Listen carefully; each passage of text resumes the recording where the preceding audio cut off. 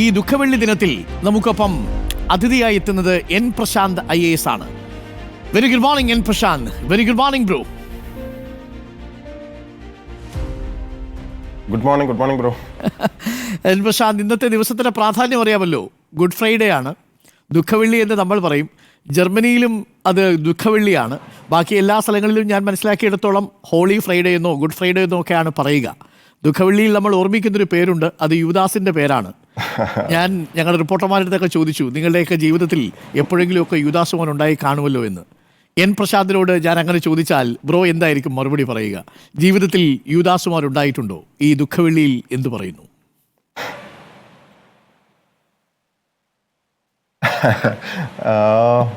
എനിക്കറിയില്ല കേട്ടോ. ആൾക്കാരെ യൂദാസ് എന്നും ഓരോന്നൊക്കെ പറഞ്ഞ് മുദ്ര കുത്തുന്നത് ഓരോ സാഹചര്യങ്ങളിലും ഓരോരുത്തർ ഓരോന്നായി പോകുന്നതല്ലേ. യൂദാസിനോടും എനിക്ക് തോന്നുന്നില്ല യേശുക്രിസ്തുവിന് ഒരു പകയോ ദേഷ്യമോ അല്ലെങ്കിൽ അങ്ങനല്ലല്ലോ. യൂദാസിനോട് പോലും പറയുന്നത് നീ ഇന്ന് എന്നെ ഒറ്റ കൊടുക്കും, രാവിലെ കോഴി കൂവുന്നതിന് മുമ്പേ 3 തവണ തള്ളിപ്പറഞ്ഞിരിക്കും എന്നാണ് പറയാൻ അറിയാം. നമ്മൾ ബ്രാൻഡ് ചെയ്തിട്ടൊന്നും കാര്യമില്ല. People are like that. എന്തോ പത്രോസിനോട് ജീസസ് ക്രൈസ്റ്റ് പറയുന്നതാണ്, ഇന്ന് പുലർച്ചെ പുലരുന്നതിന് മുമ്പ് കോഴി 3 തവണ കൂവുന്നതിന് മുൻപ് നീ എന്നെ ഒറ്റ കൊടുക്കും, തള്ളിപ്പറയും എന്ന് പറയുന്നുണ്ട്. അതുപോലെ ഇന്നലത്തെ ഹിയറിംഗിൽ അങ്ങനെ എന്തെങ്കിലും തള്ളിപ്പറയലുകൾ ഉണ്ടായോ ശ്രീ പ്രശാന്ത്?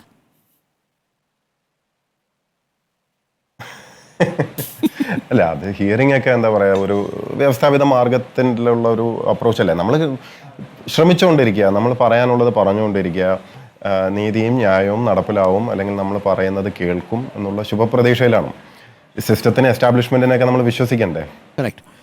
എൻ പ്രശാന്ത്, യഥാർത്ഥത്തിൽ ഇതറിയാത്ത കുറേയധികം പ്രേക്ഷകരുണ്ട്. ഇതിപ്പം കൃത്യമായി നിരീക്ഷിക്കുന്ന ആളുകൾക്ക് മാത്രമേ എന്താണ് യഥാർത്ഥത്തിൽ സംഭവിച്ചത്. ഇപ്പോൾ എൻ പ്രശാന്തിനെ കുറേയധികം ആളുകൾക്ക് ഇഷ്ടമാണ്. താങ്കളുടേതായിട്ടുള്ള കുറേയധികം ഇഷ്ടക്കാരുണ്ട് സോഷ്യൽ മീഡിയയിലും അതല്ലാതെയും പ്രശാന്തിനെ ഇഷ്ടപ്പെടുന്നവരുണ്ട്. എന്താണ് യഥാർത്ഥത്തിൽ പ്രശാന്ത് ഈ സംഭവങ്ങളുടെ തുടക്കം? ഇതിങ്ങനെയൊക്കെ ഇഷ്ടമില്ലാത്തവരുണ്ട് കേട്ടോ. അതുകൊണ്ടുണ്ട്, അതാണല്ലോ ഇപ്പോൾ ഇങ്ങനെ ഇരിക്കേണ്ടി വരുന്നൊരു സാഹചര്യം ഉണ്ടാവുന്നതും. ഇഷ്ടക്കാരല്ലാത്ത ചിലരുണ്ട് എന്ന് നമുക്കറിയാം. അപ്പോൾ എന്താണ് ഈ അവർക്കൊക്കെ അറിവിലേക്ക് വേണ്ടിയിട്ട് എവിടെ മുതലാണ് ഈ പ്രശ്നങ്ങൾ തുടങ്ങുന്നത്? എന്താണ് സംഭവം യഥാർത്ഥത്തിൽ?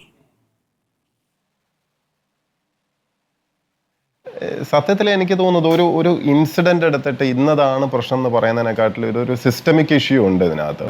നമ്മൾ ഒന്ന് ആലോചിച്ച് നോക്കൂ, കേരളത്തിൽ ഏറ്റവും കൂടുതൽ ഡിസിപ്ലിനറി ആക്ഷൻ അതായത് അച്ചടക്ക നടപടി നേരിടുന്നത് ഒരുപക്ഷെ ഡോക്ടർ B അശോകും പിന്നെ ഞാനുമായിരിക്കും IAS-നകത്ത്.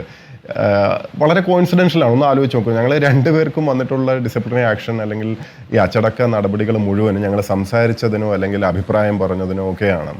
ജോലിയായിട്ട് ബന്ധപ്പെട്ടിട്ടല്ല, താനും ആക്ച്വൽ വർക്കുമായിട്ട് ബന്ധപ്പെട്ടിട്ടല്ല.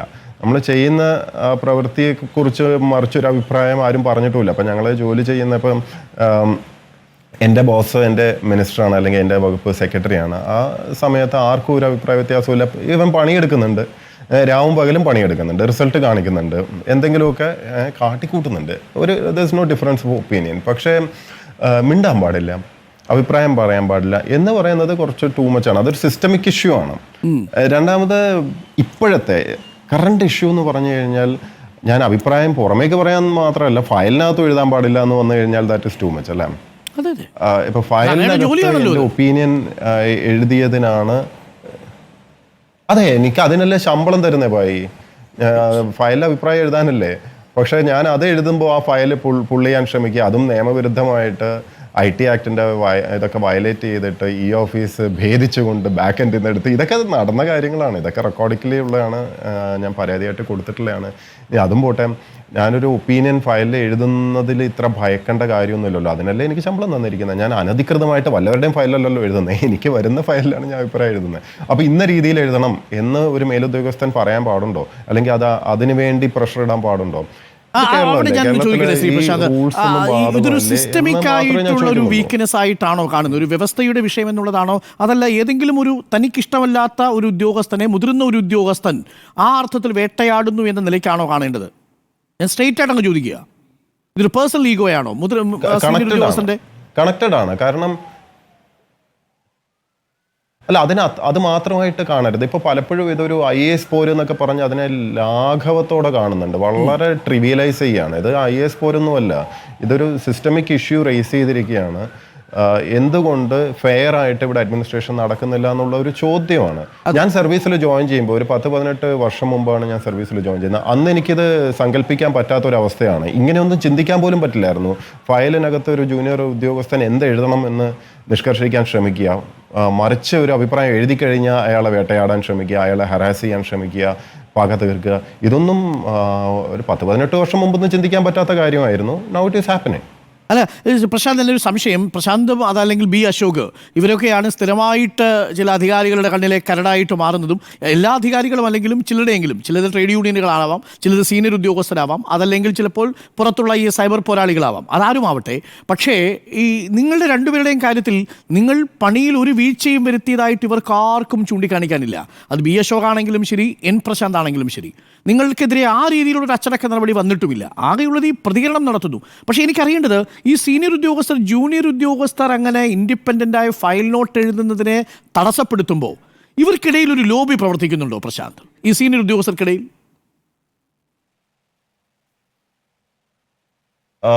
ലോബി ഉണ്ട്. ഇത് നമുക്ക് അറിയാമല്ലോ. ഓക്കെ, ഇത് ഒരു വളരെ മോണോലിത്തിക് ആയിട്ടൊന്നുമല്ല ഇത് പ്രവർത്തിക്കുന്നത്.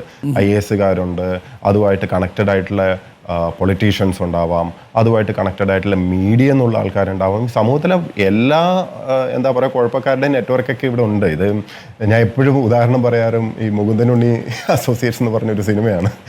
അതിനകത്ത് പറയുന്ന പോലെ ഏറ്റവും ഭയങ്കര പവർഫുൾ ആയിട്ടൊക്കെ ഇരിക്കുന്ന എല്ലാ മേഖലയിലും ഉള്ള ആൾക്കാർ ദേ ആർ കണക്റ്റഡ്. അവർക്ക് എല്ലാവർക്കും വേറെ പലവിധ അജണ്ടകളും മറ്റുമൊക്കെ ഉണ്ട്.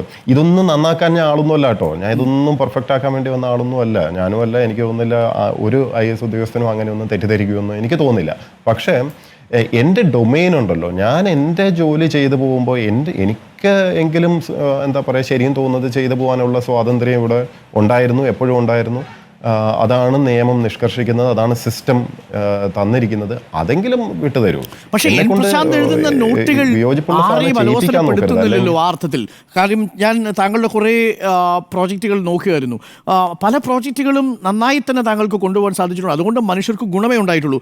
ഉദാഹരണത്തിന് ഇപ്പോൾ ഈ CST സ്കോളർഷിപ്പിൻ്റെ ഓർഡർ അടക്കം വിദേശത്തേക്ക് ഈ വിദ്യാർത്ഥികളെ കൊണ്ടുപോയതിൻ്റെ ഒരുപാട് കാര്യങ്ങൾ താങ്കൾ ചെയ്തിട്ടുണ്ട്. കൃഷി വകുപ്പിലാണെങ്കിൽ ഈ കാംകോയുമായി ബന്ധപ്പെട്ട് അവിടുത്തെ തൊഴിലാളികൾക്കെല്ലാം താങ്കളെ വലിയ ഇഷ്ടവുമാണ്. താങ്കൾ ചെയ്ത പ്രവർത്തനങ്ങൾ അവർ ഒന്നടങ്കം എല്ലാവരും ഒരുമിച്ച് നിന്നാണ് പറയുന്നതും. അപ്പോൾ താങ്കളൊരു നോട്ട് എഴുതിയാൽ ആരാണ് അസ്വസ്ഥനാവുന്നത് പ്രശാന്ത്? അതാണ് ഇപ്പം പറഞ്ഞതൊക്കെ കുറച്ച് ആൾക്കാർക്ക് ഗുണപ്പെടുന്ന ചില പ്രോജക്ട്സ് ആണ്. ഇപ്പോൾ SCST ഡിപ്പാർട്ട്മെൻറ്റിൽ നമ്മൾ 310 കുട്ടികളെയാണ് എല്ലാ വർഷവും വിദേശത്തേക്ക് സ്കോളർഷിപ്പ് കൊടുത്ത് പറഞ്ഞയക്കുന്നത്. അത് 25 ലക്ഷം രൂപ വെച്ച്. നമ്മളിവിടെ ഫണ്ട് ചിലവാക്കുമ്പോൾ റിസൾട്ട് ഉണ്ടാവണം. റിസൾട്ട് ഉണ്ടാവണമെന്ന് പറഞ്ഞാൽ ആ കമ്മ്യൂണിറ്റിക്ക് ആവശ്യമുള്ള അവരുടെ ഡിമാൻഡ് എന്താ അതിനനുസരിച്ചുള്ള പ്രോജക്റ്റുകൾ ക്രിയേറ്റ് ചെയ്യണം. അപ്പോൾ അത്തരത്തിലുള്ള പ്രോജക്റ്റുകൾ ക്രിയേറ്റ് ചെയ്യാൻ അതിനൊക്കെ ആ സമയത്ത് രാധാകൃഷ്ണൻ സാറായിരുന്നു മിനിസ്റ്റർ. അദ്ദേഹവും നല്ല സപ്പോർട്ട് തന്നു. അദ്ദേഹത്തിൻ്റെ ഒരു നേതൃത്വത്തിലാണ് നമ്മളിത് മുഴുവൻ ചെയ്യുകയും ചെയ്തത്. ഇപ്പോൾ പ്രസാദ് മിനിസ്റ്റർ അദ്ദേഹത്തിൻ്റെ ഒരു ഡ്രൈവിൻ്റെ പുറത്താണ് ഞങ്ങൾ കൃഷി വകുപ്പിൽ പലതും ചെയ്തത്. ഇപ്പോൾ നവോത്ഥാൻ പോലുള്ള പ്രോജക്റ്റുകൾ ഇപ്പോൾ 1 ലക്ഷത്തിലധികം ഹെക്ടറാണ് തരിശായി കിടക്കുന്നത് കേരളത്തിലും, സർക്കാരിൻ്റെ ഉൾപ്പെടെ. അപ്പോൾ അത് മുഴുവനും നവോത്ഥാൻ പ്രോജക്റ്റിൽ കൊണ്ടുവന്ന് കൃഷിയുക്തമാക്കണം. ഇതൊക്കെ നടക്കുന്നുണ്ട്. പക്ഷേ ഇത് കൂടാതെ ഒരു ഉത്തരവാദിത്തപ്പെട്ട പോസ്റ്റിലിരിക്കുമ്പോൾ നമ്മൾ ചില ഡിസിഷൻസ് എടുക്കുന്നത് ചിലർക്ക് ഇഷ്ടപ്പെടില്ല എന്നും കൂടെ ഓർക്കണം. റെഗുലേറ്ററി ഫങ്ഷൻസും ഒക്കെ ഉണ്ട്. ഇപ്പോൾ കൃഷി വകുപ്പിൽ തന്നെ തരംമാറ്റവും ആയിട്ടൊക്കെ ബന്ധപ്പെട്ടുള്ള എത്ര ഫയലുകൾ വരും.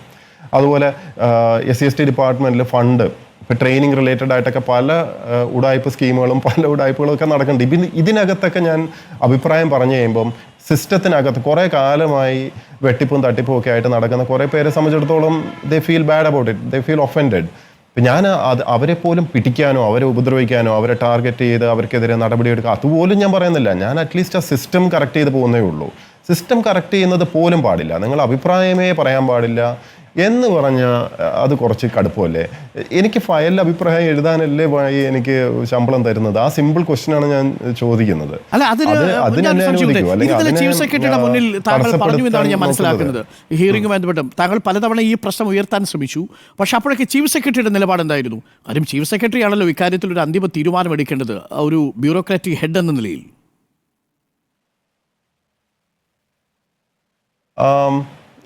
ചീഫ് സെക്രട്ടറിയും ഒരു സിസ്റ്റത്തിനകത്താണ് വർക്ക് ചെയ്യുന്നത്. ചീഫ് സെക്രട്ടറി സ്വന്തം നിലയ്ക്ക് അങ്ങനെ ഡിസിഷൻ എടുക്കാൻ പറ്റുമെന്ന് ചോദിച്ചു കഴിഞ്ഞാൽ അത് ഫെയർലി കോംപ്ലക്സ്. പക്ഷേ ഞാനിത് ശ്രദ്ധയിൽപ്പെടുത്തിയിട്ടുണ്ട്. ഇന്നലെയൊന്നുമല്ല, ഒരു വർഷം മുമ്പേ ആദ്യമായിട്ട് ഈ ചട്ടങ്ങൾ ലംഘിച്ചുകൊണ്ട് എപ്പോഴൊക്കെ ഡോക്ടർ ജയതിലക് ഈ രീതിയിൽ പെരുമാറാൻ തുടങ്ങിയോ അപ്പോൾ തന്നെ ശ്രദ്ധയിൽപ്പെടുത്തിയിട്ടുള്ളതാണ്. മുമ്പത്തെ ചീഫ് സെക്രട്ടറി അദ്ദേഹത്തിൻ്റെ ശ്രദ്ധയിൽപ്പെടുത്തിയിട്ടുള്ളത്. അങ്ങനെയാണ് ഞാൻ അവിടെ നിന്ന് മാറുന്നത് പോലും. കാരണം ഇദ്ദേഹത്തോടൊപ്പം വർക്ക് ചെയ്യാൻ ബുദ്ധിമുട്ടാണ്. പ്രത്യേകിച്ച് രാധാകൃഷ്ണൻ സാർ മാറിയതിന് ശേഷം ഒരു ഗ്യാപ്പ് വന്നല്ലോ. ആ പീരീഡിൽ ഇദ്ദേഹം മിനിസ്റ്ററെ പോലും കാണിക്കാതെ പല ഉത്തരവുകൾ സ്വന്തമായിട്ട് ജിയോ വരെ ഇറക്കി. നമ്മൾ ഇപ്പം നിയമം അറിയാമല്ലോ. ഞാൻ ഒരു സിമ്പിൾ കാര്യം പറയാം. നമ്മുടെ ഭരണഘടന ഉണ്ട്. ഭരണഘടനയുടെ കീഴിൽ നമ്മുടെ ഗവൺമെൻറ് എങ്ങനെ വർക്ക് ചെയ്യണം, സ്ട്രക്ചർ, ഇതൊക്കെ പറഞ്ഞിട്ടുണ്ട്. ഇതിന് ശേഷം വരുന്നതാണ് നമ്മുടെ റൂൾസ് ഓഫ് ബിസിനസ് എന്ന് പറഞ്ഞ സംഭവം. റൂൾസ് ഓഫ് ബിസിനസ് ആണ് ശരിക്കും മന്ത്രിമാരും വകുപ്പ് സെക്രട്ടറിമാരുടെ ഒക്കെ ഇടയിൽ പവർ എങ്ങനെയാണ് ഇത് വേണ്ടതെന്ന് പറയുന്നത്. അത് കഴിഞ്ഞാൽ സെക്രട്ടേറിയറ്റ് മാനുവലാണ്. ഈ സെക്രട്ടേറിയറ്റ് മാനുവലും ഈ റൂൾസ് ഓഫ് ബിസിനസ്സും പൊതുജനം സത്യം പറഞ്ഞാൽ കാണുന്നില്ല. ഇതിനെപ്പറ്റി വലിയ ബോധവാന്മാരും അല്ല.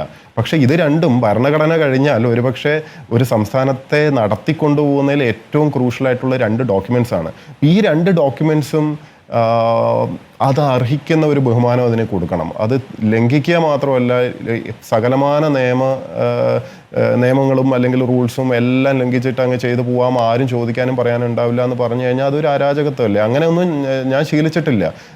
ഒരു നിയമത്തെ ബഹുമാനിക്കുന്ന ആരും അത് ചെയ്യുമെന്ന് എനിക്ക് തോന്നുന്നു. ശബ്ദിക്കാനും പാടില്ല. ഒരു സീനിയർ ഉദ്യോഗസ്ഥൻ എങ്ങനെയാ പോകാൻ പറ്റുക? അയാളാണല്ലോ ഇത് കൂടുതൽ പാലിക്കേണ്ടത്. താഴ്ന്ന ഉദ്യോഗസ്ഥൻ ഇത് പാലിക്കുന്നുണ്ടോ എന്ന് നോക്കലാണല്ലോ അദ്ദേഹത്തിന്റെ ജോലി. മാത്രമല്ല ഈ വിവരം ഇപ്പോൾ രാധാകൃഷ്ണൻ മിനിസ്റ്ററൊക്കെ ഇരിക്കുന്ന സമയത്ത് താങ്കളത് അദ്ദേഹത്തിന്റെ ശ്രദ്ധയിൽപ്പെടുത്തിയിരുന്നില്ലേ? ആ സമയത്തൊക്കെ താങ്കൾക്ക് അനുകൂലമായിട്ടൊരു സമീപനം മന്ത്രിയുടെ ഭാഗത്തുനിന്ന് ഉണ്ടായിട്ടില്ലേ, രാധാകൃഷ്ണൻ മിനിസ്റ്ററുടെ ഭാഗത്തുനിന്നൊക്കെ? അദ്ദേഹം മിനിസ്റ്റർ ആയിരിക്കുമ്പോൾ ഇദ്ദേഹത്തിന് ഇങ്ങനെയൊന്നും ചെയ്യാൻ അത്ര ധൈര്യപ്പെട്ടിരുന്നില്ല എന്നുള്ളതാണ്. ആ ഗ്യാപ്പ് ഉണ്ടല്ലോ, അദ്ദേഹം ഇലക്ഷന് പോകാൻ പോകുന്ന ഒരു ഗ്യാപ്പ് ഉണ്ടായിരുന്നു. സ്ഥാനാർത്ഥിയായിട്ട് അദ്ദേഹം പ്രഖ്യാപിക്കപ്പെട്ടു, MP ആയിട്ട് പോകുന്ന ഏതാണ്ട് ധാരണ. അപ്പോൾ ആ ഒരു 1-2 മാസത്തിലാണ് ഇദ്ദേഹം ശരിക്കും ഈ പറയില്ലേ പീലി വിടർത്തി എന്നൊക്കെ പറയുന്ന മാതിരി എനിക്കൊന്നും ബാധകമല്ല എന്ന രീതി സ്വന്തമായിട്ട് ജിയോ ഇറക്കി. നിങ്ങൾ ഇതിൽ ഫയലെടുത്ത് പരിശോധിച്ച് നോക്കൂ. അതായത് ഈ ഗോപാലകൃഷ്ണൻ എന്ന് പറയുന്ന വ്യക്തിയെ ഉന്നതിയുടെ CEO ആയിട്ടൊക്കെ ഓർഡർ ഇറക്കിയിരിക്കുന്നത് വെറും 1 മണിക്കൂറിനകത്താണ്. പുള്ളി സ്വന്തം നിലയ്ക്ക് ജിയോ ഇറക്കിയിരിക്കുക. മിനിസ്റ്റർ ഒന്നും കാണണ്ട. ഇന്നും അത് റാറ്റിഫൈ ചെയ്തിട്ടില്ല, ഒരു മിനിസ്റ്ററും കണ്ടിട്ടില്ല.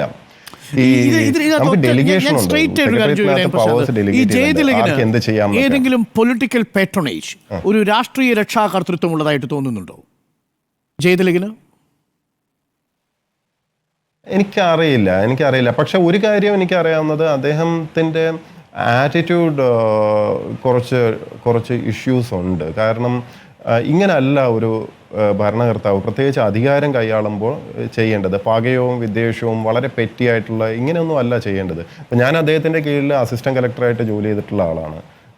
എൻ്റെ ട്രെയിനിങ് തുടങ്ങുന്നത് അന്ന് എനിക്ക് ഓർമ്മയുണ്ട് ഇദ്ദേഹം എനിക്ക് വലിയൊരു ഉപദേശം തന്നതും. അന്ന് ഞാൻ വിചാരിക്കുകയും ചെയ്തു എന്താ ഇദ്ദേഹം ഇങ്ങനെ പറയുന്നതെന്ന്. ഒരു നോട്ട്ബുക്ക് കരുതി വയ്ക്കണമെന്നും നമ്മളോട് തെറ്റുന്ന എല്ലാവരുടെയും പേരുകൾ അതിൽ കുറിച്ചിടണമെന്നും. എന്നിട്ട് എന്തുകൊണ്ടെന്ന് വെച്ചാൽ നമ്മൾ ജോലി തിരക്കിൽ ഇതൊക്കെ മറന്നു പോകും. പക്ഷേ you should keep record of it. കാരണം എപ്പോഴൊക്കെ അവസരം കിട്ടും അവർക്കൊക്കെ ഇട്ട് പണിതുകൊണ്ടിരിക്കണം. അപ്പോൾ ഇങ്ങനെ ഒരു ആറ്റിറ്റ്യൂഡ് അന്ധകാലത്ത് ഉണ്ടായിരുന്ന വ്യക്തിയാണ്. ഇന്നത് കൂടിയിട്ടേ ഉണ്ടാവാൻ സാധ്യതയുള്ളൂ. അപ്പോൾ ഇതൊന്നും ഞാൻ പറയുന്ന ഈ ഒരു തോട്ട് പ്രോസസ്സ് ഇങ്ങനെയൊക്കെ കൊണ്ടു നടക്കുന്നത് വളരെ ടോക്സിക് അല്ലേ ഇത്? അത് പോട്ടെ, ആരുടെങ്കിലും കാര്യത്തിൽ അദ്ദേഹം അത് ചെയ്യുന്നുണ്ടോന്ന് ഞാൻ ഇപ്പൊ ഒത്തിരി പേര് പറയുന്നു അങ്ങനെയൊക്കെ ചെയ്തിട്ടുണ്ട്, പലരും കഥകളൊക്കെ പുറത്ത് പറയുന്നു. പക്ഷെ എൻ്റെ അടുത്ത് ആദ്യമായിട്ടാണ്. അതെ, മാത്രമല്ല പണി കൊടുക്കാൻ വേണ്ടി ഒരു നോട്ട്ബുക്ക് നിങ്ങൾ കരുതി വെക്കണം എന്ന് ഓർമ്മപ്പെടുത്തുന്ന ആളല്ലല്ലോ യഥാർത്ഥത്തിൽ അഡ്മിനിസ്ട്രേറ്റർ. എങ്ങനെ പണി ഒഴിവാക്കാം എന്നുള്ളതിനെ കുറിച്ചാണ് യഥാർത്ഥത്തിൽ നമ്മൾ പറയുന്നത്. ഞാനൊരു കാര്യം കൂടി ഒന്ന് ചോദിച്ചോട്ടെ. ഇപ്പോൾ ഈ പ്രശാന്തിനെ സംബന്ധിച്ച് വ്യക്തിവിദ്വേഷം അല്ലല്ലോ ഗവർണൻസിനെ, ഇതൊരു സിസ്റ്റം അല്ലേ? ആ സിസ്റ്റത്തിന്റെ ഒരു ഉത്തരവാദിത്തപ്പെട്ട ഒരു സീനിയർ ഉദ്യോഗസ്ഥൻ, അതും ഒരുപക്ഷെ ചീഫ് സെക്രട്ടറി ഒക്കെ ആകാൻ യോഗ്യത കൽപ്പിക്കുന്ന മനോജ് ജോഷി ഇല്ലെങ്കിൽ ജയതിലകിന്റെ പേരാണ് പരിഗണിക്കപ്പെടുന്നതെന്നാണ് ഞാൻ മനസ്സിലാക്കുന്നത്. അതെന്തോ ആവട്ടെ, അതിപ്പം സർക്കാരാണ് തീരുമാനിക്കേണ്ടത്. താങ്കളടക്കമുള്ളവർ അതിനകത്ത് വിയോജിപ്പുണ്ടാവുകയും ചെയ്യും. പക്ഷെ എനിക്കറിയേണ്ട ഒരു കാര്യം, ഈ താങ്കൾ ഈ പ്രശ്നങ്ങളൊക്കെ ഒന്നുമില്ല. ഞാൻ പറയട്ടെ, ഇപ്പം ആര് ഏത് പദവിയിലിരിക്കുന്നു എന്നുള്ളതൊന്നും വിഷയമല്ല. ശരി, അതെ, അത് അപ്രസക്തമാണ്. പക്ഷേ താങ്കൾ ഈ കാര്യങ്ങളൊക്കെ സതുദ്ദേശപരമായി പറയുമ്പോൾ ഇപ്പോൾ മുഖ്യമന്ത്രി അടക്കമുള്ളവരുണ്ടല്ലോ, ഇവർക്കൊക്കെ ഇത് ബോധ്യപ്പെടേണ്ടതല്ലേ? എനിക്കൊന്ന് മുഖ്യമന്ത്രി ഈ വിഷയത്തിൽ ഇടപെട്ടു എന്നാണ് അവസാന നിമിഷം. നേരിട്ട് ഹിയറിംഗ് നടത്തണമെന്നുള്ളത് മുഖ്യമന്ത്രിയുടെ ഓഫീസിൻ്റെയും കൂടി ഒരു താല്പര്യമായിരുന്നു എന്നാണ് ഞാൻ മനസ്സിലാക്കുന്നത്. അങ്ങനെ കരുതുന്നുണ്ടോ താങ്കൾ? ഈ പ്രശ്നം അവസാനിപ്പിക്കണമെന്ന് മുഖ്യമന്ത്രിക്കും രാഷ്ട്രീയ നേതൃത്വത്തിന് താല്പര്യമുണ്ടെന്നാണോ താങ്കൾ മനസ്സിലാക്കുന്നത്? ഇതിങ്ങനെ വഷളാക്കാതെ അതാണല്ലോ എൻ്റെ ശരി. ഇത് പ്രശ്നങ്ങൾ പരിഹരിക്കണം, തീർക്കണം, മുമ്പോട്ട് പോകണം. പക്ഷെ അതൊരു സെറ്റിൽമെന്റ് രീതിയിൽ ആവരുത് എന്നുള്ളത് മാത്രമേ ഞാൻ പറയാനുള്ളൂ. കാരണം ഇതൊന്നും സെറ്റിൽ ചെയ്യാൻ പറ്റുന്ന വിഷയങ്ങൾ, ഇത് ക്രൈം ഇതിനകത്ത് ഇൻവോൾവ് ആണ്. ഒരു വ്യാജമായിട്ട് രേഖ സൃഷ്ടിക്കുക, അത് മറ്റൊരു ഡേറ്റിൽ അപ്ലോഡ് ചെയ്യുക. ഈ ടെക്നോളജി ഉള്ളത് കൊണ്ടും ഈ പറഞ്ഞ ജയതിലക് സാറിനാണെങ്കിലും ശ്രീ ഗോപാലകൃഷ്ണനാണെങ്കിലും ടെക്നോളജി അത്ര വശമില്ലാത്തതുകൊണ്ട് മാത്രമാണ് ഞാൻ രക്ഷപ്പെട്ടു നിൽക്കുന്നത്. കാരണം ഇവര് വ്യാജമായിട്ട് ഈ ഓഫീസിൽ ഡോക്യുമെൻ്റൊക്കെ അപ്ലോഡ് ചെയ്തതിൻ്റെ മെറ്റാ ഡാറ്റയൊക്കെ ഉള്ളത് കൊണ്ടാണല്ലോ സംഭവം വെളിയിലാവുന്നത്. ഇല്ലെങ്കിൽ എന്താ നാട്ടുകാരെന്താ വിചാരിക്കുക, ഞാൻ എന്തോ ഭയങ്കര കുഴപ്പം കാണിച്ചു എന്നല്ലേ വിചാരിക്കുക. ഇതൊരു പ്രവണതയായിട്ട് മുമ്പോട്ട് പോയി കഴിഞ്ഞാൽ ഈ സിസ്റ്റം എന്താവും ആലോചിക്കും. ഞാൻ വളരെ ജെന്യൂനായിട്ട് പറയാണ്, ഈ സിസ്റ്റം ഇങ്ങനെ പോവുകയാണെങ്കിൽ നശിച്ച് നാറാണക്കല്ലെടുത്ത് പോവും. നമ്മൾ ഒരു ഇൻസ്റ്റിറ്റ്യൂഷൻസ് നശിച്ചു പോവുകയാണ്. എന്നിട്ടും ഈ ജയതിലകിനെതിരെ ഇത്രയും കൃത്യമായ തെളിവുകൾ ഉണ്ടായിരുന്നിട്ടും നടപടി എടുക്കാതിരിക്കുക. ഗോപാലകൃഷ്ണൻ താങ്കൾക്കൊപ്പം സസ്പെൻഷനിൽ ആളാണ്, പക്ഷേ അയാൾ ഇപ്പോഴും സർവീസിലേക്ക് തിരിച്ചു വരുന്ന സാഹചര്യം ഉണ്ടാവുന്നു. അപ്പോൾ ഈ ജയതിലക് അടക്കമുള്ളവർക്കെതിരെ കൃത്യമായ തെളിവുകൾ ചൂണ്ടിക്കാണിച്ചിട്ടും നടപടി എടുക്കാതിരിക്കുന്നതിനു പിന്നിൽ ഒരു രക്ഷാകർതൃത്വം ഉള്ളതായിട്ട് താങ്കൾക്ക് തോന്നുന്നു? അതല്ല, ഈ സീനിയർ IAS ഉദ്യോഗസ്ഥരുടെ ഒരു തരം ലോബിയാണോ ഇതിനു പിന്നിൽ ഈ സംരക്ഷണ കവചം ഒരുക്കുന്നത്? എനിക്ക് തോന്നുന്നത് സീനിയർ IAS ഓഫീസേഴ്സിനെ പലരെയും നമ്മൾ ഊതി വീർപ്പിച്ച ബലൂൺ മാതിരിയാണ്. എന്തോ ഭയങ്കര സംഭവമാണെന്ന് പൊതുവേ ഈവൻ രാഷ്ട്രീയക്കാർക്ക് പോലും ഒരു തെറ്റിദ്ധാരണയുണ്ട്, എന്തോ ഭയങ്കര സംഭവമാണെന്നുള്ളത്. ഒന്നുമല്ല, ഇത് ഒരു ഭയപ്പാടൊക്കെ ഒരു മെക്ക് ബിലീഫാണ്. തെറ്റ് ചെയ്തിട്ടുണ്ടെങ്കിൽ ആരാണെങ്കിലും വെള്ളം കുടിക്കും. അത് തടയാനൊന്നും ആർക്കും സാധിക്കുകയൊന്നുമില്ല. അത് ഒരു സമയം എടുക്കുമായിരിക്കും, പക്ഷെ at the end of the day അതിന് റിസൾട്ട് ഉണ്ടാവുക തന്നെ ചെയ്യും. അതിന് ഇപ്പം നമ്മൾ നോക്കിപ്പോ, ഇത് IPSനകത്ത് തന്നെ എത്രയോ പേര്, പോലീസിനകത്തുനിന്ന് പലരും റിട്ടയർ ചെയ്തതിന് ശേഷമാണ് അവർ സർവീസിലുണ്ടായിരുന്ന പല ചെയ്തികൾക്കും ഉത്തരം പറയേണ്ടി വരുന്നതും ചിലപ്പോൾ ജയിലിനകത്ത് വരെ പോകേണ്ടി വന്നിട്ടുണ്ട്. അവർ സർവീസ് കാലഘട്ടത്തിൽ ചെയ്തു കൂട്ടിയ പലതിനും പ്രൈവറ്റ് കേസൊക്കെ ആയിട്ട്. ഇതൊന്നും അറിയാറില്ല, ഇതൊന്നും പബ്ലിക് അങ്ങനെ റീഡ് ചെയ്യാറില്ല, വായിക്കാറില്ല. കാരണം എന്താ, റിട്ടയർ ചെയ്ത് കഴിഞ്ഞാൽ പിന്നെ ന്യൂസ് വാല്യൂ അങ്ങ് കുറഞ്ഞു, അങ്ങനെ വലിയ ഇതില്ല. പക്ഷേ IASകാരുടെ ഇടയിൽ അങ്ങനെ ഒരു ഫോളോ അപ്പ് ഒന്നും നടക്കാത്തതുകൊണ്ട് ഒരു പക്ഷേ അതിൻ്റെ ഗൗരവം ഇപ്പോഴും മനസ്സിലാവാത്തതായിരിക്കാം. ഒന്നോ രണ്ടോ കേസ് അങ്ങനെ വരുമ്പോൾ മനസ്സിലായിക്കോളും. ഇതിനൊരു സംശയമുള്ളത്, താങ്കൾക്കെതിരെ എന്തെങ്കിലും രാഷ്ട്രീയ വേട്ടയാടലുള്ളതായിട്ടൊരു പരാതിയോ അല്ലെങ്കിൽ ഒരു അങ്ങനെ തോന്നുന്നുണ്ടോ എപ്പോഴെങ്കിലും? അത് CPMന്റെ ഭാഗത്തുനിന്ന് നമ്മൾ കോഴിക്കോടായിരിക്കുന്ന സമയത്ത് കോൺഗ്രസിന്റെ ഭാഗത്തുനിന്ന് ചില പ്രതികരണങ്ങളൊക്കെ വന്നിരുന്നു, നമുക്കറിയാവുന്നതാണ്. ആ സമയത്തെ വലിയ തരത്തിലുള്ള വാർത്തകളിലും ഒക്കെ നിങ്ങൾ രണ്ട് പേർ, അതും ഒരാൾ MP ആയിട്ടിരിക്കുന്നു, മറ്റൊരാൾ കളക്ടറായിട്ടിരിക്കുന്നു, അവിടെ ചില വാർത്തകളൊക്കെ വരുന്നത് നമ്മൾ കണ്ടതാണ്. അപ്പോൾ കോഴിക്കോടിരിക്കുമ്പോൾ അങ്ങനെ ഒരു വാർത്ത വരുന്നു, മറുഭാഗത്ത് CPMലെ ചില ആളുകൾ താങ്കളുടെ പേരിൽ ചില സൈബർ ട്രോളുകളൊക്കെ ഇടുന്നത് ഞാൻ കണ്ടിട്ടുണ്ട്. അപ്പോൾ ഏതെങ്കിലും തരത്തിൽ രാഷ്ട്രീയ വേട്ടയാടലുണ്ടോ താങ്കൾക്ക് ഈ ഉദ്യോഗസ്ഥർക്കൊപ്പം ചേർന്ന് നിന്നുകൊണ്ട് കിട്ടിയ അവസരം മുതലാക്കാൻ വേണ്ടി? എനിക്ക് അതിനായി പോയി പറഞ്ഞില്ലേ, എല്ലാ മേഖലകളിലും പുഴുക്കുത്തുകളും പ്രശ്നക്കാരും കുഴപ്പക്കാരും എല്ലാം ഉണ്ട്. വെറൈറ്റി ആണല്ലോ. എല്ലാ രാഷ്ട്രീയ പാർട്ടികളിലാണെങ്കിലും എല്ലായിടത്തും നമുക്ക് സുഹൃത്തുക്കളും ഉണ്ട്, നമ്മളെ ഇഷ്ടമില്ലാത്തവരുണ്ട്. നമ്മളെ ഭയങ്കരമായിട്ട് സ്നേഹിക്കുന്നവരടുത്ത് നിങ്ങൾ എന്തിനാ എന്നെ ഇത്രയും സ്നേഹിക്കുന്നതെന്ന് ഞാൻ ചോദിക്കാറൊന്നുമില്ല. അതുപോലെ തന്നെ എന്നെ ഇത്രയും ദേഷ്യം കാണിക്കുന്നത് എന്തിനാണെന്ന് എനിക്കറിയില്ല. എന്നെ കാണാത്ത ആൾക്കാരാണ്, എന്നെ യാതൊരു പരിചയമില്ലാത്ത, എന്നെ ഇന്നേ വരെ ജീവിതത്തിൽ കാണാത്ത ആൾക്കാരൊക്കെ ഭയങ്കര ദേഷ്യവും പ്രകടിപ്പിക്കാറുണ്ട്, ചീത്ത പറയാറുണ്ട്. എനിക്കറിയില്ല എന്തിനാ ഇവർ ചെയ്യുന്നതെന്ന്. അവരുടെ ഒന്നും ഞാൻ എടുത്തിട്ടുമില്ല, അവരൊന്നും ഉപദ്രവിച്ചിട്ടുമില്ല. പക്ഷെ ദിസ് ഈസ് ഹൗ, ലോകം അങ്ങനെയല്ലേ.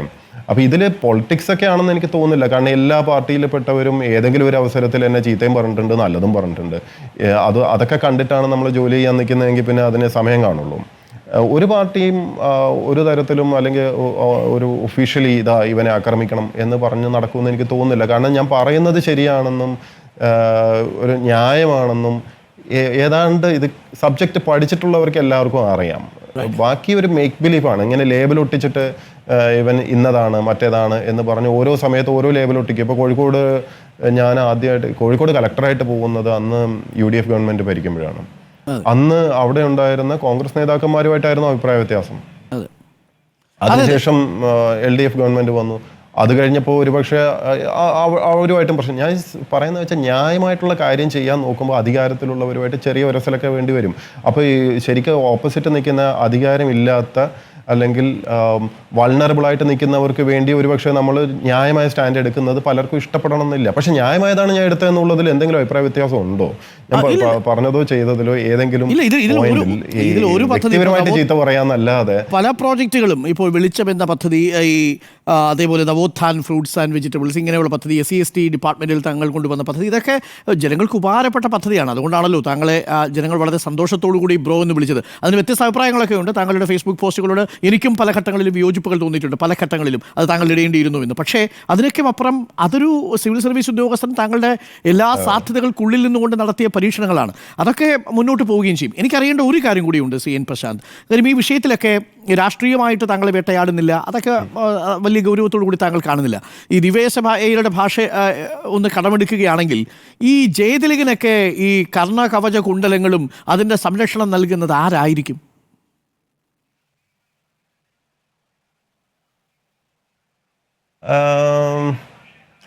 എനിക്ക് അറിയില്ല, സത്യമായിട്ട് എനിക്കറിയില്ല അദ്ദേഹത്തിൻ്റെയൊക്കെ സോഴ്സ് എന്താണ്. എനിക്ക് തോന്നുന്നത് ഒരു അധികാരത്തിൽ കുറേ കാലം ഇരിക്കുമ്പോഴേ കുറേ നെറ്റ്വർക്ക്, കുറേ കണക്ഷൻസ്, കുറേ സംഭവങ്ങളൊക്കെ വരുമായിരിക്കും. പിന്നെ അധികാരം നോക്കൂ, ഒരു ചില പോസ്റ്റുകളിൽ ഇരിക്കുമ്പോൾ അതിൻ്റെതായ ചില പ്രത്യേകതകളുണ്ട്. ഇപ്പോൾ ഫിനാൻസ് സെക്രട്ടറി ആയിട്ടിരിക്കുന്നു. ഫിനാൻസ് സെക്രട്ടറി ആയിരിക്കുമ്പോൾ സ്വാഭാവികമായിട്ടും സാമ്പത്തികമായിട്ടുള്ള ഒരുവിധം എല്ലാ കാര്യങ്ങളുടെയും ഫയൽ അദ്ദേഹത്തിൻ്റെ അടുത്ത് വന്നിട്ടേ പോകാൻ പറ്റുള്ളൂ. ഫിനാൻസ് ഇൻസ്പെക്ഷൻ വിങ് ഉണ്ട്, മറ്റേ ഉണ്ട്, ആൾക്കാരെ വിരട്ടാൻ പറ്റും. ഇങ്ങനെ പകയൊക്കെ ഉള്ളൊരു വ്യക്തിയെ സംബന്ധിച്ചിടത്തോളം അയാളുടെ കയ്യിൽ ഫിനാൻസ് ഇൻസ്പെക്ഷൻ വിങ് പോലുള്ളൊരു ആയുധം കൂടെ കിട്ടുകയാണെങ്കിൽ ആൾക്കാർ പേടിക്കില്ലേ? പിന്നെ എല്ലാം സാമ്പത്തികമാണ്, എവറിത്തിങ് ഈസ് മണി. അപ്പോൾ ഒരു അതൊക്കെ ആയിരിക്കാം, എനിക്കറിയില്ല. ആൾക്കാർ കാണുന്നില്ലേ കുറേ കാലം അദ്ദേഹം. അപ്പോൾ ഈ ജയതിലകുമായി ബന്ധപ്പെട്ടുണ്ടായ താങ്കളുടെ ചില അനുഭവങ്ങൾ താങ്കൾ പങ്കുവച്ചു. ഇനിയിപ്പോൾ ഈ കാര്യങ്ങളൊക്കെ ഇടപെടാൻ കഴിയുന്ന ഒരാളാണ് ചീഫ് സെക്രട്ടറി. ഞാനത് ആവർത്തിച്ച് ചോദിക്കുന്നത്, ഇപ്പോൾ ശാരദാ മുരളീധരൻ ചീഫ് സെക്രട്ടറി ആയിട്ട് 30-ാം തീയതി വിരമിക്കുകയാണ്. ഇനി പുതുതായിട്ടൊരു പുതിയ ചീഫ് സെക്രട്ടറി വരണം. പക്ഷേ ചീഫ് സെക്രട്ടറി ഇക്കാര്യത്തിൽ നിർണായക തീരുമാനമെടുത്ത് ഈ സിസ്റ്റത്തിനോടൊപ്പം നിൽക്കേണ്ടതിനു പകരം ഈ സീനിയർ ഉദ്യോഗസ്ഥൻ്റെ വാക്ക് കേൾക്കുന്നു എന്ന് തോന്നൽ താങ്കൾക്കുണ്ടാവുന്നുണ്ടോ? അതുകൊണ്ടാണ് താങ്കൾക്ക് സഹികിട്ട് ഇതൊരു ലൈവ് സ്ട്രീമിംഗ് വേണ്ടി വരും, റെക്കോർഡ് സ്ട്രീമിംഗ് വേണ്ടി വരും എന്നൊക്കെ പറഞ്ഞത്. ആദ്യഘട്ടത്തിൽ താങ്കളുടേതുപോലെ താങ്കൾ ചിന്തിക്കുന്നത് പോലെ ആവാം എന്ന് പറഞ്ഞിട്ട് പിന്നീട് മാറ്റുന്ന സാഹചര്യമുണ്ടായി. അപ്പോൾ വലിയ സമ്മർദ്ദങ്ങൾ നമ്മുടെ ചീഫ് സെക്രട്ടറി താങ്ങാൻ പറ്റുന്നില്ലേ?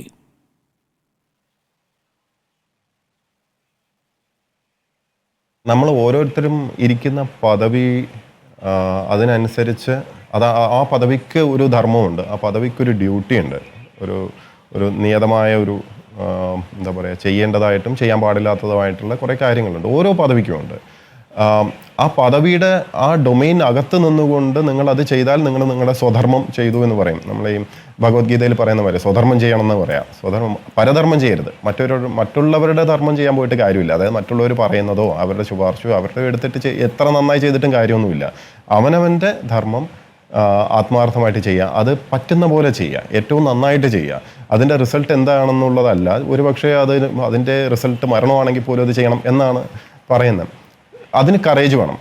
അത് കറേജിയസ് ആയിട്ട് അത് ചെയ്യാനുള്ള ഒരു അറ്റംപ്റ്റാണ് ഞാനായാലും ചീഫ് സെക്രട്ടറി ആണെങ്കിലും ചെയ്യേണ്ടത്. അത്രേ അതിൽ പറയാനുള്ളൂ. ഞാൻ മറ്റുള്ളവരെ ജഡ്ജ് ചെയ്യാൻ ആളല്ല. അവരവരുടെ കഴിവിൻ്റെ പരമാവധി ആയിരിക്കാം അവരവർ ചെയ്യുന്നതെന്ന് മാത്രമേ എനിക്ക് പറയാൻ പറ്റുള്ളൂ. അവനവൻ്റെ കറേജിൻ്റെയും കൂടെ ലിമിറ്റ്സ് നോക്കിയിട്ട് വേണമല്ലോ അത് പറയാൻ. Nobody to judge. പക്ഷെ ഫെയർ ആയിരിക്കണം. ഫെയർ ആയിരിക്കുക എന്നുള്ളത്, ഞാനാണെങ്കിലും എൻ്റെ മുമ്പിൽ ഒരു വിഷയം വന്നു കഴിഞ്ഞാൽ ഞാൻ ഫെയർ. ഈ എൻ പ്രശാന്തിന് ഇപ്പോൾ എനിക്കൊന്ന് 2022 മുതൽ പ്രൊമോഷൻ ഡ്യൂ ആണ്. ആ പ്രൊമോഷൻ അടക്കം അന്യായമായി തടഞ്ഞു വെച്ചിരിക്കുന്നു എന്ന കാര്യവും താങ്കൾ ഇന്നലെ ഹിയറിംഗിൽ പറഞ്ഞതായിട്ട് ഞാൻ മനസ്സിലാക്കി, ഞാൻ വായിച്ചതാണ്. അപ്പം ഇതൊക്കെ എന്താണ് ചെയ്യുന്നത്? ഇങ്ങനെ പ്രതികാര ബുദ്ധിയോടുകൂടി ഒരു ജൂനിയർ ഉദ്യോഗസ്ഥനോട് പെരുമാറാൻ പാടുണ്ടോ? താങ്കൾക്ക് എനിക്കൊന്ന് 15 years സർവീസ് ഉണ്ട് അല്ലേ? വേണ്ടി വന്നാൽ കേരളത്തിലെ ചീഫ് സെക്രട്ടറി.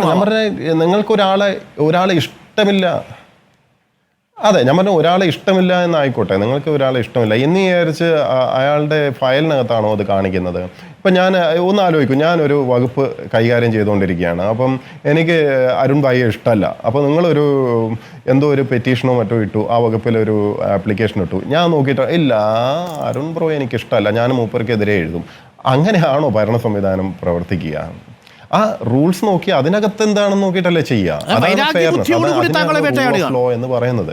ആ റൂൾ ഓഫ് ലോ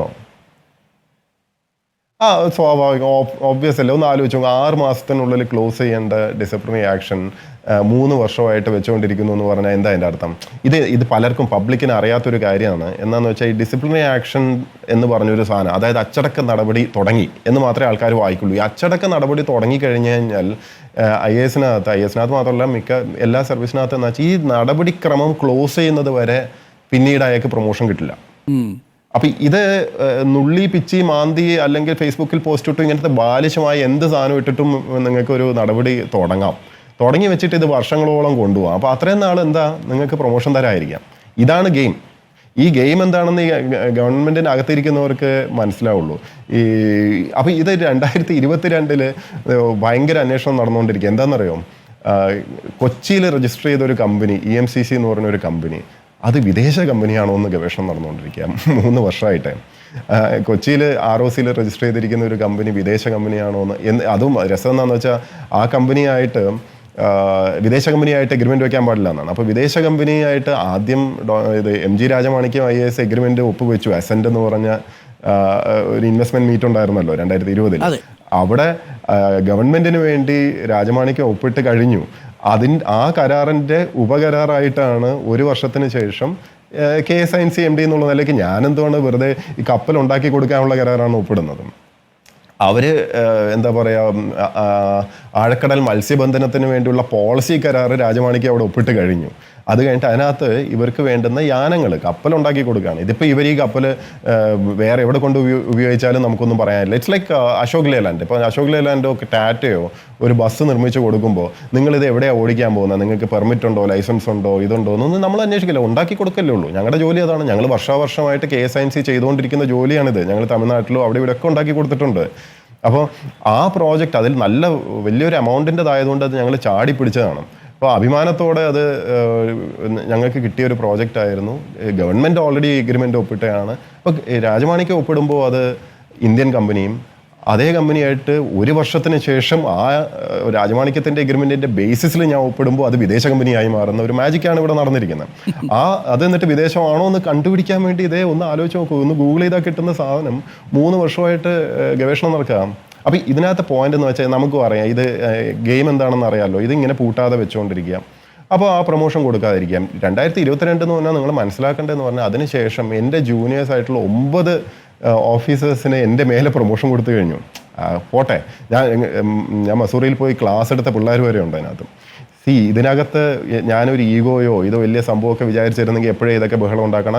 ഞാൻ ഗവൺമെൻറ്റിനെതിരെ കേസ് പോലും പോയിട്ടില്ല. ഞാൻ പറഞ്ഞ ഗവൺമെൻറ് ബോധ്യം വരും. ഞാൻ എഴുതി കൊടുത്ത് let the government dispose the matter. Government dispose ചെയ്യുന്നു. ചീഫ് സെക്രട്ടറിക്ക് മനസ്സിലാകാത്തതാണോ? ചീഫ് സെക്രട്ടറി ഈ കാര്യങ്ങൾ താങ്കൾ അവതരിപ്പിക്കുകയല്ലേ? പിന്നെ എന്താ അതിനകത്തൊരു നടപടി വരാത്തത്? ഇത് ആരാണ് ഇതിന് പിന്നിൽ നിന്ന് കളിക്കുന്നത്? ഈ ജയതിലക് മാത്രമാണോ? ഈ ഒരു ജയതിലക് ആൻഡ് കോ ഉണ്ടോ ഇതിന് പിന്നിൽ? ഇതിൽ ഞാൻ അതാണ് പറഞ്ഞത്, ഇതൊരു സിസ്റ്റമിക് ഇഷ്യൂ ആണ്. ജയതിലക് എന്ന് പറഞ്ഞ ഒരു വ്യക്തിയെ കണ്ടിട്ടോ ഇത് IAS പോരെ എന്നൊക്കെ പറഞ്ഞിട്ടോ അതിൽ കാര്യമില്ല. ഇത് ഫെയർ ആയിരിക്കണം, സിസ്റ്റം ഫെയർ ആയിരിക്കണം, ധർമ്മം വേണം, ചെയ്യുന്നതിലൊരു ധർമ്മം വേണം, ശരി വേണം, ഒരു ഉളുപ്പ് വേണം, നമ്മൾ ഈ പറയുന്നതും ചെയ്യുന്നതും ഒക്കെ തമ്മിൽ ബന്ധം വേണം. അല്ലാതെ ഒരു ഹിപ്പോക്രസിയിൽ ഓടാൻ പറ്റില്ല. നമ്മൾ പുറമേയൊക്കെ വലിയ ഡയലോഗ് അടിക്കുകയും യഥാർത്ഥത്തിൽ ഇങ്ങനെ ആയിപ്പോയ ഒരു പോയിന്റ് നമ്പർ. ഇപ്പോൾ ഈവൻ ഫെയർനെസ്സിൻ്റെ ഇഷ്യൂ പറയുമ്പോൾ സസ്പെൻഷൻ്റെ തന്നെ ഒന്ന് ആലോചിച്ച് നോക്കൂ. എൻ്റെ മോൻ 6ാം ക്ലാസ്സിലാണ്. അപ്പോൾ 6ാം ക്ലാസ്സിൽ അവൻ്റെ ക്ലാസ്മേറ്റ് ഒരു പയ്യനുണ്ട്. അവൻ ഇൻസ്റ്റാഗ്രാമിലൊരു എന്തോ ഒരു പോസ്റ്റ് ഇട്ടു. സ്കൂളിൽ സീനിയർ ഏതോ കുട്ടിയെ പറ്റി എന്തോ പോസ്റ്റ് ഇടുകയോ എന്തോ ചെയ്തു. അപ്പോൾ അവനെ സ്കൂളിൽ നിന്ന് സസ്പെൻഡ് ചെയ്തു. 2 ദിവസം കഴിഞ്ഞിട്ട് പാരൻസിനെ വിളിച്ചു. പാരൻസ് സംസാരിച്ച് അവനെ എന്നിട്ട് തിരിച്ചെടുത്തു. 2ാമത്തെ ദിവസം തിരിച്ചെടുത്തു. അപ്പോൾ എൻ്റെ മോൻ ചോദിക്കുക, അച്ഛൻ ഫേസ്ബുക്ക് പോസ്റ്റ് ഇട്ടിട്ട് 6 മാസമായിട്ടും വീട്ടിൽ തന്നെ ഇരിപ്പാണല്ലോ. ഒരു സ്കൂളിലെ കുട്ടിയെ പോലും 2 ദിവസത്തിൽ കൂടുതൽ പുറത്തിരുത്താൻ പറ്റാത്ത വിഷയമാണ് ഫേസ്ബുക്കിലെ പോസ്റ്റ്. ഇതെന്താണ് ഇതിൻ്റെ ഗൗരവമൊക്കെ നിങ്ങൾക്കും അറിയാം. ഈ ജോലിയായിട്ട് ഒരു ബന്ധമുള്ള കാര്യമല്ല. അല്ല, ഇതൊന്നും സിവിൽ സർവീസിന്റെ ചട്ടലംഘനമല്ലല്ലോ. ഇത് എല്ലാവർക്കും അറിയാവുന്ന കാര്യങ്ങളല്ലേ. പക്ഷേ ഇത് പ്രശാന്തിനെ മനഃപൂർവ്വം ഒരു പണി കൊടുക്കണമെന്ന് വെച്ചാൽ ഒരാൾക്ക് പണി കൊടുക്കാൻ വേണ്ടി ഒരു അച്ഛനൊക്കെ നമ്മൾ ഇനിഷ്യേറ്റ് ചെയ്യാൻ മാത്രമേ ഇതിനൊക്കെ പറ്റൂ. ക്ലോസ് ചെയ്യാൻ പറ്റില്ല. ക്ലോസ് ചെയ്യുന്നത് എന്താണ്, ഏത് ചട്ടപ്രകാരമാണ് പ്രശാന്തിനെതിരെ നടപടി എടുക്കാൻ പറ്റുന്നത്? അതൊന്നും നടക്കുന്ന കാര്യമില്ലല്ലോ. ഞാനതാ ചോദിച്ചത്, ഈ ജയതിലക് ആൻഡ് കോ എന്ന് പറയുന്നൊരു പ്രസ്ഥാനം ഉണ്ടോ എന്നുള്ളത് ഞാൻ ചോദിക്കുക. അങ്ങനൊരു ലോബി ഉണ്ടോ? കാര്യം താങ്കളെ ഒരു പണി കൊടുത്തേക്കാം. അല്ല, നല്ല ചോദ്യം. ആക്ച്വലി ഈ ജയതിലക് ആൻഡ് കോ എന്ന് പറഞ്ഞിട്ട് ഡോക്ടർ ജയതിലകിന് അത്രയും പ്രാധാന്യം കൊടുക്കണമെന്ന് എനിക്കറിയില്ല. ഒരു സംബഡി ആൻഡ് കോ ഒരു ഗ്യാങ് അപ്പ് ഉണ്ട് എന്നുള്ളത് ഫാക്റ്റാണ്. ഇത് ഒരു നമ്മൾ ഈ സിനിമയിൽ എന്താണ് പവർ ലോബിയോ അല്ല പവർ ഗ്രൂപ്പ് എന്നൊക്കെ പറയുന്ന മാതിരി എല്ലായിടത്തും ഇതൊക്കെ ഉണ്ട്. ഇപ്പം IASനകത്തും അതുണ്ട്. ഈ അവരുടെ നെറ്റ്വർക്ക് എന്ന് പറഞ്ഞു കഴിഞ്ഞാൽ ഇപ്പം എൻ്റെ ഈ പ്രശ്നങ്ങൾ മുഴുവനും രാഖി രാമായണം തീർക്കാൻ പറ്റുമെന്ന് എനിക്കും അറിയാം. നന്നായിട്ട് എനിക്കറിയാം. അതിനുള്ള മാർഗവും എനിക്കറിയാം. ഒന്ന് വഴങ്ങി കൊടുക്കണം. ഇത് അറിയാം, ഇവിടെ സർവീസിനകത്തുള്ളവർക്കും ഒക്കെ അറിയാം, അരുൺ ഭായിക്കും ഒക്കെ അറിയായിരിക്കും. വഴങ്ങൽ മാത്രമല്ല, ഇത് പോകേണ്ട ചാനലുകളുണ്ട്. ഇപ്പൊ ഇത് ഇപ്പൊ മത മേലധ്യക്ഷന്മാര് അല്ലെങ്കിൽ വലിയ ബിസിനസ്സുകാര്, ഇങ്ങനെ പലരും ഉണ്ട്. ഇതൊക്കെ റെഡിയാക്കി തരുന്ന ആൾക്കാരുണ്ട്. ഇവർ വഴിയൊക്കെ പോയി കഴിഞ്ഞാൽ പടപടയെന്ന് പറഞ്ഞ് പ്രശ്നങ്ങൾ തീർന്നു കിട്ടും. പിന്നെ അവരുടെ ആളായിട്ട് നിൽക്കണം, അത്രേ ഉള്ളൂ. അതൊക്കെയാണ് ഇവിടെ നടക്കുന്നത് എന്നുള്ളതാണ് അൺഫോർച്ചുനേറ്റ് ട്രൂത്ത്. ഇത് നേരെ ചൊവ്വേ മര്യാദയ്ക്ക് ആ ഒരു വ്യവസ്ഥാപിത മാർഗത്തിൽ ഞാൻ എഴുതി കൊടുത്ത് അതിന് പരിഹാരം കിട്ടുമെന്നും പറഞ്ഞ് പ്രതീക്ഷിച്ചിരിക്കുന്ന ഞാനൊരു മണ്ടനാണെന്ന് തോന്നുന്നുണ്ടാവും. ഇതൊക്കെ അറിയുന്നവർക്ക്. ഇങ്ങനെയല്ലല്ലോ മോനെ പോകേണ്ടത്, നേരെ അവിടെ പോയി അല്ലെങ്കിൽ അവിടെ പോയിട്ട് ഈ പറഞ്ഞ വഴികളിലൂടെയൊക്കെ ഒന്ന് പിന്നെ ഇതങ്ങ് തീർത്തേക്ക് പ്രശാന്തേ, ഒന്ന് പോയി പറഞ്ഞേക്ക്, അല്ലെങ്കിൽ ഇന്ന ആളോട് പറഞ്ഞാൽ മതി, അയാൾ പരിഹരിച്ചു തരും. അങ്ങനെ എന്തെങ്കിലുമൊക്കെ പ്രശാന്തിനോട് ഉപദേശിക്കാവുന്ന ആൾക്കാരുണ്ടോ? എത്ര സീനിയർ ഉദ്യോഗസ്ഥർ വരെ പറഞ്ഞിരിക്കുന്നു. എത്രയോ പേര് ഇത് ഇങ്ങനെയൊക്കെ പോയാൽ മതിയോ, ഇത് പരിഹരിക്കണ്ടേ മറ്റേതെന്നൊക്കെ പറഞ്ഞ് എത്രയോ പേര്. ഇതൊരു ഇന്നും ഇന്നലെയൊന്നും അല്ല. ഇത് എനിക്ക് ഓർമ്മയുള്ളതെന്ന് വെച്ചാൽ, ഞാൻ പണ്ട് സബ് കളക്ടർ ആയിരിക്കുമ്പോൾ, മാനന്തവാടിയിൽ സബ് കളക്ടർ ആയിരിക്കുമ്പോൾ അവിടെ അനധികൃതമായിട്ടുള്ള ഈ പബ്ലിക് റോഡ് കയ്യേറിയിട്ടുള്ള കുറേ കച്ചവട സ്ഥാപനങ്ങൾ ഒഴിപ്പിച്ചായിരുന്നു.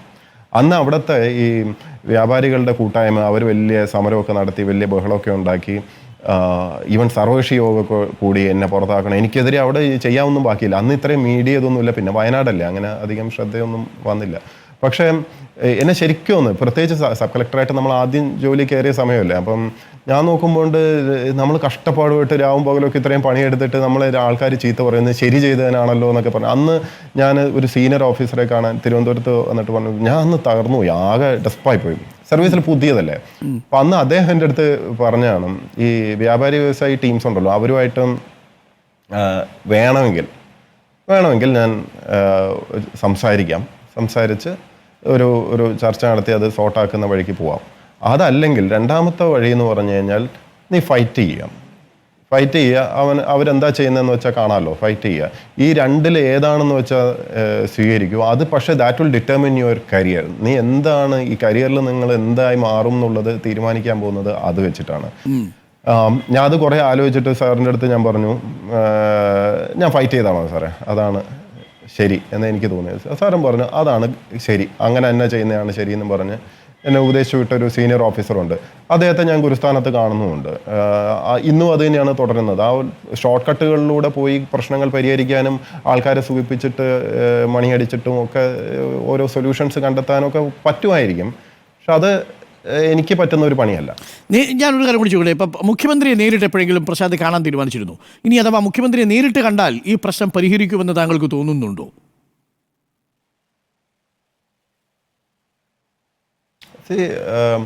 ഞാൻ എപ്പോഴും എടുക്കുന്ന ഒരു സ്റ്റാൻഡ് എന്ന് പറഞ്ഞാൽ, ഞാൻ വളരെ ജൂനിയറായിട്ടുള്ള ഈ ഹൈറാർക്കിയിൽ നോക്കുമ്പോൾ സെക്രട്ടറി റാങ്കൊക്കെ ആയെങ്കിലും ഒരു കാര്യമില്ലാതെ ഇടിച്ചു കയറി ആരടുത്ത് ഞാൻ പോയി എൻ്റെ ഒരു ഇത് പറയാനുണ്ട് കേട്ടോ എന്നും പറഞ്ഞിട്ട് ഞാൻ പോകുന്ന ആ ഒരു സ്വഭാവം എനിക്കില്ല. അത് അഹങ്കാരമൊന്നുമല്ല, ഞാൻ പറയുന്ന സെൽഫ് റെസ്പെക്റ്റിൽ ഊന്നിയിട്ടുള്ളതാണ്. ഞാൻ പറയാനുള്ള കാര്യങ്ങൾ ഫയലിൽ എഴുതിയിട്ടുണ്ട്. ഇപ്പം എൻ്റെ മുമ്പിൽ ഫയലുകൾ വരുന്ന സമയത്ത് ആ ഫയലൊരു ഫോളോ അപ്പ് ചെയ്ത് എന്നെ തൊഴുത് പിടിച്ച് എൻ്റെ മുമ്പിൽ ഒരാൾ വന്ന് നിന്നെങ്കിൽ മാത്രമേ ആ ഫയലിനകത്ത് ഞാൻ ന്യായമായ നടപടി എടുക്കുമെന്ന് എനിക്ക് വാശിയില്ല എന്നല്ല, ഞാൻ അത് ചെയ്യേയില്ല. അങ്ങനെയല്ല, എന്നെ കാണാൻ വരുമ്പോൾ അപ്പം തന്നെ ഞാൻ നോക്കുക എന്തിനാണ് എഴുതിയിട്ടുണ്ടല്ലോ ഇതിനകത്ത് എന്നാണ് ഞാൻ ആലോചിക്കുക. ഫെയർ ആയിട്ട് എനിക്കത് വേറെ ശുപാർശ ആൾക്കാരുടെ ഒന്നും ആവശ്യമൊന്നുമില്ല. ഞാൻ വലിയ അഹങ്കാരമായിട്ട് പറയുന്നതല്ല, ഇങ്ങനെയാണ് ചെയ്യേണ്ടതെന്ന് ഞാൻ ശക്തമായിട്ട് വിശ്വസിക്കുന്നതുകൊണ്ടാണ്. അപ്പോൾ ഞാൻ ചീഫ് സെക്രട്ടറി മുഖാന്തരം ഓൾറെഡി എല്ലാം സബ്മിറ്റ് ചെയ്തിട്ടുള്ളതാണ്. അത് വായിച്ചു കഴിഞ്ഞാൽ അതിനകത്ത് ന്യായമായിട്ട് നീതിയായിട്ടുള്ള എന്താണ് ചെയ്യേണ്ടതെന്ന് എല്ലാവർക്കും മനസ്സിലാവുന്ന കാര്യമാണ്. എന്തെങ്കിലും അതിൽ ക്ലാരിറ്റി കുറവുണ്ടെങ്കിൽ സീനിയർ ഉദ്യോഗസ്ഥരായാലും ശരി, മുഖ്യമന്ത്രി ആയാലും ആരാണെങ്കിലും വിളിച്ചാൽ ഞാൻ അവിടെ അപ്പോൾ ഹാജരാകുന്ന ആളാണ്. അല്ലാതെ എനിക്കങ്ങനെ ഈഗോയോ പ്രശ്നമൊന്നുമില്ല. പക്ഷേ ഇടിച്ചു കയറി ചെന്ന് ചെവി കടിച്ച ആ ലൈൻ ഉണ്ടല്ലോ, അത് ഞാൻ അത്ര കംഫർട്ടബിൾ അല്ല. അതുകൊണ്ട് തന്നെ ഈ പൊളിറ്റിക്കൽ അഡ്മിനിസ്ട്രേഷന്റെ ഭാഗത്ത് നിന്ന് താങ്കൾക്ക് ബുദ്ധിമുട്ട് എന്തെങ്കിലും ഉണ്ടായിട്ടുണ്ടോ? ഏതെങ്കിലും തരത്തിൽ പ്രൈവറ്റ് സെക്രട്ടറിമാർ, അതേപോലെ ഏതെങ്കിലും, അതാ ഞാൻ ചോദിച്ചത്, പൊളിറ്റിക്കൽ അഡ്മിനിസ്ട്രേഷന്റെ ഭാഗത്തുനിന്ന്, പൊളിറ്റിക്കൽ എക്സിക്യൂട്ടീവിന്റെ ഭാഗത്തുനിന്ന്? ഇല്ല, അങ്ങനെയൊന്നും. ആക്ച്വലി പൊളിറ്റിക്കൽ എക്സിക്യൂട്ടീവ് ഒരിക്കലും നേരിട്ട് അങ്ങനെ ഒരു പ്രശ്നക്കാരായിട്ട് എനിക്ക് തോന്നിയിട്ടില്ല. സത്യം പറഞ്ഞാൽ പൊളിറ്റിക്കൽ എക്സിക്യൂട്ടീവിനെ പലപ്പോഴും തെറ്റിദ്ധരിപ്പിക്കുകയാണ്. പലപ്പോഴും പൊളിറ്റിക്കൽ എക്സിക്യൂട്ടീവിന് കറക്റ്റായിട്ടുള്ള ഇൻഫർമേഷൻ കിട്ടാതെ പോകുന്നു എന്നുള്ളതാണ് ട്രാജഡി. നമ്മുടെ സിസ്റ്റം പലരും ഹൈജാക്ക് ചെയ്ത് കൊണ്ടുപോവാണ്. അതിന്റെ റിസൾട്ട് വരുമ്പോഴേക്കും പലപ്പോഴും പൊളിറ്റിക്കൽ ലീഡർഷിപ്പും വളരെ വൈകിയാണ് തിരിച്ചറിയുന്നത്. ഇനിയിപ്പം വളരെ മെയിൻ ഇഷ്യൂ എന്ന് പറഞ്ഞാൽ ഒരു കാര്യം കൂടി ചോദിച്ചുകൂടെ പ്രശ്നം, കാരണം ഇനിയിപ്പോ ശാരദാ മുരളീധരൻ പോയി കഴിഞ്ഞാൽ പുതിയ ചീഫ് സെക്രട്ടറി വരണം. അപ്പോൾ താങ്കൾ പറഞ്ഞിട്ടുള്ളതുപോലെ താങ്കൾ ഒരു പീഡകനല്ല, ബാലപീഡകനല്ല, അഴിമതി കേസിൽ പെട്ടിട്ടില്ല, ഏതെങ്കിലും അനധികൃതമായിട്ട് സ്വത്ത് സമ്പാദിച്ചിട്ടില്ല, ഏതെങ്കിലും വഴിവിട്ട നീക്കങ്ങൾ നടത്തിയിട്ടില്ല, അത്തരത്തിലുള്ള ഒരു കാര്യവും എൻ പ്രശാന്ത് ചെയ്തിട്ടില്ല. എന്നാൽ ഇതൊക്കെ പല ആരോപണങ്ങളും പല ഘട്ടങ്ങളിലും നേരിട്ട പല ആളുകളും നമ്മുടെ ചുറ്റിലുമുണ്ട് എന്നുള്ള കാര്യം പ്രശാന്തിന് അറിയുള്ളൂ. ഞാൻ ആരാ ഉദ്ദേശിച്ചെന്ന് പ്രശാന്തിന് മനസ്സിലായി. അപ്പോൾ ഇവരൊക്കെ ഈ പദവികളിലേക്കൊക്കെ വരാൻ സാധ്യതയുണ്ട് എന്നുള്ളതൊരു ഒരു ഒരു ആശങ്കപ്പെടുത്തുന്നുണ്ടോ പ്രശാന്തിനെ? ഇതൊന്നും പൊളിറ്റിക്കൽ എക്സിക്യൂട്ടീവ് അറിയാത്തതാണോ, അതറിഞ്ഞിട്ടും അതൊന്നും വകവയ്ക്കാത്തതാണോ? ഞാൻ മനസ്സിലാക്കുന്നത് മനോജ് ജോഷി വന്നില്ലെങ്കിൽ ഈ ജയതിലകിനെ ഒരു പക്ഷേ ആ സ്ഥാനത്തേക്കൊക്കെ കൊണ്ടുവരാൻ സാധ്യതയുണ്ട്. അങ്ങനെ വന്നാൽ കൂടുതൽ ആശങ്ക ഉണ്ടാകുന്നുണ്ടോ ശ്രീ പ്രശാന്ത്? ഇല്ലപ്പാ, ഞാൻ ഇത് എപ്പോഴും പറയുന്ന ആരെന്താവുന്നു എന്നുള്ളതൊക്കെ it's none of my concern. ഇപ്പം സീനിയർ മോസ്റ്റ് ആയിട്ടുള്ള ACS ഡോക്ടർ ജയതിലകാണെന്ന് അറിഞ്ഞുകൊണ്ട് തന്നെയല്ലേ ഇത് നമ്മുടെ സിവിൽ ലിസ്റ്റ് ഉണ്ടല്ലോ, സിവിൽ ലിസ്റ്റ് നോക്കിക്കഴിഞ്ഞാൽ അടുത്ത ഒരു 5-10 വർഷത്തേക്ക് ആരൊക്കെയാണ് ചീഫ് സെക്രട്ടറി ആവാൻ പോകുന്നതെന്ന് നമുക്കറിയാം. അതുകൊണ്ടാണ് ഞാൻ ഇന്നലെയും പറഞ്ഞത്, ഈ സിസ്റ്റത്തിനകത്ത് നിന്നുകൊണ്ട് ഞാനും എവിടെ എത്തുമെന്നൊക്കെ എനിക്കും നല്ല ബോധ്യമുണ്ട്. അത് എന്താ പറയുക, നിയതമാണ്. It's like fixed. ബ്യൂറോക്രസിയുടെ പ്രത്യേകത അതാണ്. അപ്പോൾ ഡോക്ടർ ജയതിലക് എന്ന് പറയുന്ന വ്യക്തിയാണ് അടുത്ത ചീഫ് സെക്രട്ടറി ആവാൻ ഏറ്റവും കൂടുതൽ സാധ്യത എന്ന് അറിഞ്ഞുകൊണ്ട് തന്നെയാണ് ഞാൻ ഫയലിൽ അഭിപ്രായം എഴുതുന്നത്. അദ്ദേഹം പറഞ്ഞത് വിയോജിപ്പ് വെച്ചുകൊണ്ട് തന്നെ എഴുതുന്നത്. ഞാൻ കളക്ടറായിരിക്കുന്ന സമയത്ത് അവിടെ ഏറ്റവും ശക്തരായിട്ടുള്ള MP ആയാലും മറ്റ് രാഷ്ട്രീയ നേതൃത്വമാണെങ്കിലും ഭരണത്തിലിരിക്കുന്നവരാണെങ്കിലും പറഞ്ഞിട്ടും എനിക്ക് ശരിയും തോന്നുന്ന കാര്യം തന്നെയാണ് ഞാൻ അന്നും ചെയ്തിട്ടുള്ളത്. അല്ലെങ്കിൽ സബ് കളക്ടറായി എൻ്റെ ജോലി തുടങ്ങുന്ന സമയത്ത് തൊട്ടേ ഞാൻ അങ്ങനെയൊക്കെ തന്നെയാണ് ചെയ്തിട്ടുള്ളത്. എവിടെയൊക്കെ ഇരുന്നിട്ടുണ്ടോ എനിക്ക് ശരിയും തോന്നുമെന്ന് പറഞ്ഞാൽ എനിക്ക് തോന്നുന്നത് എന്നല്ല, ഇത് നിയമപ്രകാരം ശരിയെന്ന് എനിക്ക് പൂർണ്ണമായിട്ടും ബോധ്യമുള്ള കാര്യങ്ങളാണ് ഞാൻ എഴുതുന്നത്. ആ എഴുതുന്ന ഫയൽ അഭിപ്രായ വ്യത്യാസം ഉണ്ടെങ്കിൽ മേലുദ്യോഗസ്ഥർക്ക് അതിനെ തിരുത്താം. അതിന് ബോധ്യം വേണം. ഇല്ല, ഇങ്ങനെയൊക്കെയുള്ള സാഹചര്യങ്ങളൊക്കെ വരുമ്പോഴേ ചിലപ്പോൾ ഈ ഡെപ്യൂട്ടേഷനൊക്കെ അപേക്ഷിച്ച് ആളുകൾ കേന്ദ്രത്തിലേക്കൊക്കെ പോകുന്നതായിട്ടൊക്കെ നമ്മൾ കേട്ടിട്ടുണ്ട്. അങ്ങനെ എന്തെങ്കിലുമൊക്കെ തോന്നുന്നുണ്ടോ? ഇപ്പോൾ ഇത് മടുത്തു, 3 വർഷമായില്ലേ? മാത്രമല്ല ഇപ്പോൾ അടുത്ത കാലത്ത് ഒരു 6 മാസമായിട്ട് ഇങ്ങനെ നിരന്തരം ഈ പ്രശ്നങ്ങൾ ഇങ്ങനെ അലട്ടിക്കൊണ്ടിരിക്കുക. അത് മനസ്സിനെ ഒന്ന് ബാധിച്ചു തുടങ്ങിയിട്ടുണ്ടോ പ്രശാന്ത്? വളരെ കൂളാണെന്ന് എനിക്കറിയാം, ഇത്തരം കാര്യങ്ങളെയൊക്കെ അതിൻ്റെ സരസമായിട്ട് എടുക്കുന്ന ഒരാളാണ്. ഒരു ബേസിക് ആയിട്ടുള്ളൊരു ഹ്യൂമർ സെൻസ് ഒക്കെ ഉണ്ട് പ്രശാന്തിന്. പക്ഷേ എന്നാലും ഇതിങ്ങനെ നിരന്തരം വരുന്ന സമയത്തെ മനസ്സൊന്നും വല്ലാതെ പതറിപ്പോകാറുണ്ടോ? അങ്ങനെ ഡെപ്യൂട്ടേഷനെ കുറിച്ച് വല്ല ആലോചിക്കുന്നുണ്ടോ പ്രശാന്ത്? ഇല്ല, ഞാൻ പറയട്ടെ, ഞാൻ ജനിച്ചു വളർന്ന നാടാണ് ഈ കേരളം. ഞാൻ ആഗ്രഹിച്ച് നേടിയ ജോലിയാണ് ഇത്. ഞാൻ എവിടെ എന്താ പറയുക, ആരെങ്കിലും ഒരാൾ വന്ന് ഇവിടെ ഒച്ചയമ്പുകൾ ഉണ്ടാക്കുമ്പോഴോ അല്ലെങ്കിൽ അവർക്ക് തോന്നുന്ന രീതിയിൽ തെറ്റായിട്ടുള്ള നിയമവിരുദ്ധമായിട്ടുള്ള കാര്യങ്ങളൊക്കെ ചെയ്യുമ്പോൾ ഞാൻ ഇവിടെ നിന്ന് ഓടിപ്പോകണം എന്നൊക്കെ പറഞ്ഞു കഴിഞ്ഞാൽ അതിനൊന്നും എനിക്ക് സൗകര്യമില്ല. ഞാനിവിടെ കേരളത്തിൽ തന്നെ കാണും, എനിക്ക് സൗകര്യമുള്ള എൻ്റെ ഇഷ്ടത്തിന് ആണല്ലോ ഡെപ്യൂട്ടേഷൻ ഞാൻ എടുക്കുന്നത്. നമുക്ക് തോന്നുന്ന സമയത്ത് സൗകര്യം പോലെ. ഇപ്പോൾ എനിക്ക് പ്രയോറിറ്റീസ് ഉണ്ട്. എൻ്റെ പ്രായമായ അച്ഛനും അമ്മയും ഉണ്ട് ഇവിടെ കേരളത്തിൽ. ഞാൻ ആക്ച്വലി 2 വർഷം മുമ്പ് വിദേശത്ത് ഒരു PhDക്ക് US ജോയിൻ ചെയ്തതായിരുന്നു. പക്ഷേ ആ സമയത്താണ് അമ്മയുടെ ആരോഗ്യ പ്രശ്നവും മറ്റൊക്കെ വന്ന് അങ്ങനെ ഒരു ചോയ്സാണ്. നമ്മളൊരു ചോയ്സ് എടുക്കുമല്ലോ. ലൈഫ് എന്ന് പറഞ്ഞു കഴിഞ്ഞാൽ കരിയർ മാത്രമല്ല, നമുക്ക് ഡൊമസ്റ്റിക് ആയിട്ടുള്ള കാര്യങ്ങളൊക്കെ ഉണ്ട്. അപ്പം കുടുംബമുണ്ട്, മക്കളുണ്ട്, അവരുടെ പഠിത്തമുണ്ട്, ഇതൊക്കെ പ്രയോറിറ്റൈസ് ചെയ്യണ്ടേ. അപ്പം അതൊക്കെ നോക്കിയിട്ടാണ് തീരുമാനം എടുക്കുന്നത്. ഡെപ്യൂട്ടേഷൻ എന്ന് പറഞ്ഞ് ഓടണം. ഇപ്പോൾ ഈ പറഞ്ഞ പ്രയോജനത്തൊരു സംഭവം ഉണ്ട്, അയ്യോ ഇവരൊക്കെ വരികയാണ് ഞാൻ ഇവിടെ നിന്ന് ഓടി രക്ഷപ്പെടുന്നത്, അതിനെന്നെ ഒന്നും കിട്ടില്ല. ചീഫ് സെക്രട്ടറി ആയിരുന്നാലും താങ്കൾ ഈ സർവീസിൽ തിരികെ പ്രവേശിച്ച് കേരളത്തിൽ തന്നെ ഉണ്ടാവും. പിന്നല്ലാണ്ട് അദ്ദേഹം അല്ലല്ലോ എനിക്ക് ശമ്പളം തരുന്നത്. എന്നെ ഇവിടെ അപ്പോയിന്റ് ചെയ്തിരിക്കുന്നത് ഇന്ത്യൻ പ്രസിഡന്റാണ്. ഓൾ ഇന്ത്യ സർവീസ് റൂൾസ് പ്രകാരം ഉള്ള ചട്ടക്കൂടിനകത്താണ് ഞാൻ വർക്ക് ചെയ്യുന്നത്. അല്ലാതെ പലർക്കും ഒരു ധാരണ തെറ്റ് തോന്നുന്നത് എനിക്ക് തോന്നുന്നു ഈ നടപടി, അച്ചടക്ക നടപടി കാരണം കൂടെയാണ്.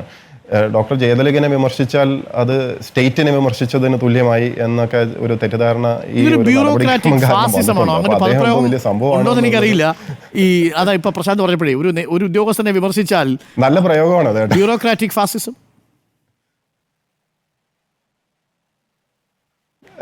നല്ല പ്രയോഗമാണ്. കാരണം വ്യക്തി സ്വാതന്ത്ര്യം, സംസാര സ്വാതന്ത്ര്യം, ഫയൽ എഴുതാനുള്ള സ്വാതന്ത്ര്യം, ഈ പറഞ്ഞ എല്ലാ സ്വാതന്ത്ര്യങ്ങളുമാണ് വിലക്കപ്പെടുന്നത്. എന്തിന് ഡോക്ടർ ജയതിലക് എന്ന് പറയുന്ന ഒരു വ്യക്തി അല്ലെങ്കിൽ ഗോപാലകൃഷ്ണൻ എന്ന് പറയുന്ന ഒരു വ്യക്തി ഇവർക്കെതിരെ മിണ്ടാൻ പാടില്ല എന്നും അറിയാമല്ലോ. നമ്മൾ ആർട്ടിക്കിൾ 19(1)A പ്രകാരമാണ് നമുക്ക് എല്ലാവർക്കും, എല്ലാ പൗരന്മാർക്കും, ഞാൻ ഉൾപ്പെടെ, എൻ്റെ പൗരത്വമൊന്നും നഷ്ടപ്പെട്ടിട്ടില്ല, ഞാനിപ്പോഴും ഇന്ത്യൻ പൗരനാണ്. അപ്പോൾ പൗരന് എല്ലാ അവകാശങ്ങളും തന്നിരിക്കുന്നത് സംസാരിക്കാനുള്ളത്. അതിൽ റെസ്ട്രിക്ഷൻസ് 19(2) പറഞ്ഞിരിക്കുന്നത്. 19(2) ആകെ 9 ഐറ്റംസേ ഉള്ളൂ. ഒന്ന് ദേശസുരക്ഷ സംബന്ധിച്ചിട്ട് സംസാരിക്കാം, അതിൽ റെസ്ട്രിക്ഷൻസ് ഉണ്ടാവാം. അല്ലെങ്കിൽ ഫ്രണ്ട്ലി കൺട്രീസ്, മറ്റൊരു രാജ്യങ്ങളുമായിട്ടുള്ള വിദേശ രാജ്യങ്ങളുമായിട്ടുള്ള ബന്ധം വഷളാവാതിരിക്കാൻ വേണ്ടി അത് കൺട്രോൾ ചെയ്യാം. അല്ലെങ്കിൽ എന്താ പറയുക, ലോ ആൻഡ് ഓർഡർ ഇഷ്യൂ ഉണ്ടാവാതിരിക്കാൻ സംസാരിക്കാം. അങ്ങനെ കുറേ റെസ്ട്രിക്ഷൻസ് 9 ഈ 9 ഡോക്ടർ ജയതിലകിനെ പറ്റി പറയുന്നില്ല. ഈ കോൺസ്റ്റിറ്റ്യൂഷനിൽ ഡോക്ടർ ജയതിലകെന്നോ ഗോപാലകൃഷ്ണനെന്നോ സീനിയർ IAS ഓഫീസർ എന്നോ ഒന്നും പറഞ്ഞിട്ടില്ല. മാത്രമല്ല ഈ IAS എന്ന് പറയുന്നത് ഒരു ക്ലബ്ബൊന്നുമല്ല. ഈ അമ്മ, ഫെഫ്ക, മാക്ട എന്നൊക്കെ പറയുന്ന അതിനകത്ത് എല്ലാവരും ഒരുമിച്ച് ഒരു കുടുംബത്തെ പോലെ പോകണം, എല്ലാവരും പരസ്പരം സഹകരിക്കണം, ആരും അങ്ങോട്ടും ഇങ്ങോട്ടും അടിയുണ്ടായാൽ ചിലപ്പോൾ ഒരാൾ അങ്ങനെയാണ്. ക്ലബിനകത്തൊക്കെ അങ്ങനെയാണ്, ഒരാളങ്ങ് പുറത്ത് പറഞ്ഞു വിടാം, നമ്മുടെ ക്ലബിൻ്റെ ജനറൽ സെക്രട്ടറിയോട് കൊമ്പ് കോർക്കുന്നു, എന്നാൽ പിന്നെ നീ പുറത്ത് പോക്കോ എന്ന് പറഞ്ഞ് ഇറക്കി വിടാം. അത് IAS അസോസിയേഷനകത്ത് പോലും നടക്കും. പക്ഷേ IASനകത്ത് ചെയ്യാൻ നോക്കരുത്. കാരണം IAS എന്ന് പറഞ്ഞു കഴിഞ്ഞാൽ ഒരു ക്ലബ്ബൊന്നും അല്ല. IAS എന്ന് പറഞ്ഞാൽ ഒരു സർവീസിൻ്റെ പേര് മാത്രമാണ്. ഇതൊരു സംഘടനയൊന്നുമല്ല. ഇത് റൂൾസ് ഫ്രെയിം ചെയ്തിരിക്കുന്നത് ഈ IASനകത്ത് എങ്ങനെ പ്രവർത്തിച്ചുകൊണ്ട്. ഇപ്പം ഒരു സിമ്പിൾ ക്വസ്റ്റ്യൻ ചോദിക്കാം. ഇപ്പോൾ ഒരു നാട്ടിൻപുറത്ത് ഒരു ആ സ്കൂളിൽ ഒരു കണക്ക് മാഷുണ്ട്, ഒരു PT മാഷുണ്ട്. ഇവർ രണ്ടുപേരും സർക്കാരിൽ ജോലി ചെയ്യുന്ന 2 മാഷന്മാരാണ്. ഈ മാഷന്മാർ തമ്മിൽ തർക്കം ഉണ്ടായി. ഒരു മാഷ് മറ്റേ മാഷിനെ പറ്റി ഫേസ്ബുക്കിൽ ഒരു കമൻറ്റ് ഇട്ടു. അപ്പോൾ ഉടനെ സർക്കാർ ഇടപെട്ടിട്ട് ഇതിൽ ഫേസ്ബുക്കിൽ പോസ്റ്റ് ഇട്ട മാഷിനെ സസ്പെൻഡ് ചെയ്യുമോ? സർക്കാർ ഉദ്യോഗസ്ഥരല്ലേ? അങ്ങനെ വല്ല നിയമമുണ്ടോ? സർക്കാർ ഉദ്യോഗസ്ഥർ പരസ്പരം സ്നേഹിച്ച് കെട്ടിപ്പിടിച്ച് ഉമ്മ വെച്ച് നടക്കണമെന്ന് വല്ല നിയമമുണ്ടോ? ഇപ്പൊ ജയതിലകന്റെ നോട്ട് താങ്കൾ പറഞ്ഞതുപോലെയാണെങ്കിൽ ആ നോട്ട്ബുക്കിൽ ഇന്നത്തെ അഭിമുഖവും ഒരു പക്ഷേ ഒരു കുറിപ്പായിട്ട് ചേരുന്നുണ്ട്. അരുണിന്റെ പേര് മിക്കവാറും വരും കേട്ടോ. നമ്മളെയൊന്നും പേരില്ല. ഇതിനേക്കാൾ അവർ വലിയ പെരുന്നാൾ വന്നിട്ട് പള്ളിയിൽ പോയിട്ടില്ല. അതുകൊണ്ട് അതിനകത്ത് നമുക്ക് ഭയമില്ല പ്രശാന്ത്. ഒരു കാര്യം കൂടി പ്രശാന്ത്, ഈ സംഘർഷങ്ങൾ തന്നെയാണ് ഞാനും പറയുന്നത്. ഈ ഇത്രയും വെള്ളിയാഴ്ചയാണ്. അതെ, വെള്ളിയാഴ്ചയും കൂടിയാണ്. അപ്പോൾ ഒരു കാര്യം കൂടി, ഈ സർവീസിൽ നിന്ന് ഇപ്പോൾ ഒരു സസ്പെൻഷൻ ആണെങ്കിൽ ഒരു തരം ബ്രേക്ക് ആണല്ലോ. ഈ സമയത്ത് എന്താ ചെയ്യുന്നത് ഈ മനസ്സൊന്ന് പോസിറ്റീവ് ആക്കി നിർത്താൻ വേണ്ടിയിട്ട്, ലൈറ്റ് നോട്ടിലേക്ക് എത്തിയാൽ? അല്ല, ഇഷ്ടംപോലെ പണിയുണ്ട് സത്യം പറഞ്ഞാൽ. നമ്മൾ റീസ്ട്രക്ചർ ചെയ്യുമല്ലോ, നമ്മൾ ടൈമിംഗ് അഡ്ജസ്റ്റ് ചെയ്ത് 100 പണിയുണ്ട്. ഒന്ന് അച്ഛനമ്മയുടെ അവരുടെ കാര്യങ്ങളുണ്ടായിരുന്നു, അവർ തലശ്ശേരി ഉണ്ട്, അവരെ ട്രിവാൻഡ്രത്ത് കൊണ്ടുവരുന്ന ആ ഒരു പണി തീർക്കാനുണ്ടായിരുന്നു. അത് കഴിഞ്ഞു. അവരുടെ പഴയ അവർ താമസിച്ചിരുന്ന വീടൊന്ന് ചെയ്യാം. അതങ്ങനെ കുറേ 100 സാധനങ്ങൾ. ഇത് കൂടാതെ എൻ്റെ PG ഫിനിഷ് ചെയ്യാനുണ്ട്, അത് ഫിനിഷ് ചെയ്തു. PhD രജിസ്റ്റർ ചെയ്തു, അതിൻ്റെ SOP മറ്റൊക്കെ തയ്യാറാക്കി അത് ചെയ്തു. ഒരു 1-2.5 കൊല്ലമായിട്ട് വളരെ വളരെ എഴഞ്ഞെഴിഞ്ഞ് പോയിക്കൊണ്ടിരുന്ന ഒരു വീട് പണിയുണ്ട്, അത് ഏതാണ്ട് ഒരു പരുവത്തിലെത്തിക്കുന്നു. മോളുടെ 10ാം ക്ലാസ് പരീക്ഷ ഉണ്ടായിരുന്നു. അപ്പോൾ അതിൻ്റെ ആ സമയത്ത് പ്രത്യേകിച്ചൊന്നും ചെയ്യാനില്ലെങ്കിലും കൂടെ ഇരിക്കുക, ഒരു മോറൽ സപ്പോർട്ട് അത്രയെങ്കിലും ചെയ്യാൻ അതുണ്ടായിരുന്നു. ഇനിയിപ്പോൾ ഇത് സത്യം പറഞ്ഞാൽ ഈ സ്കീം എനിക്ക് ഇഷ്ടപ്പെട്ടു. കാരണം എനിക്ക് ഇത്രയും ലീവ് കിട്ടില്ല.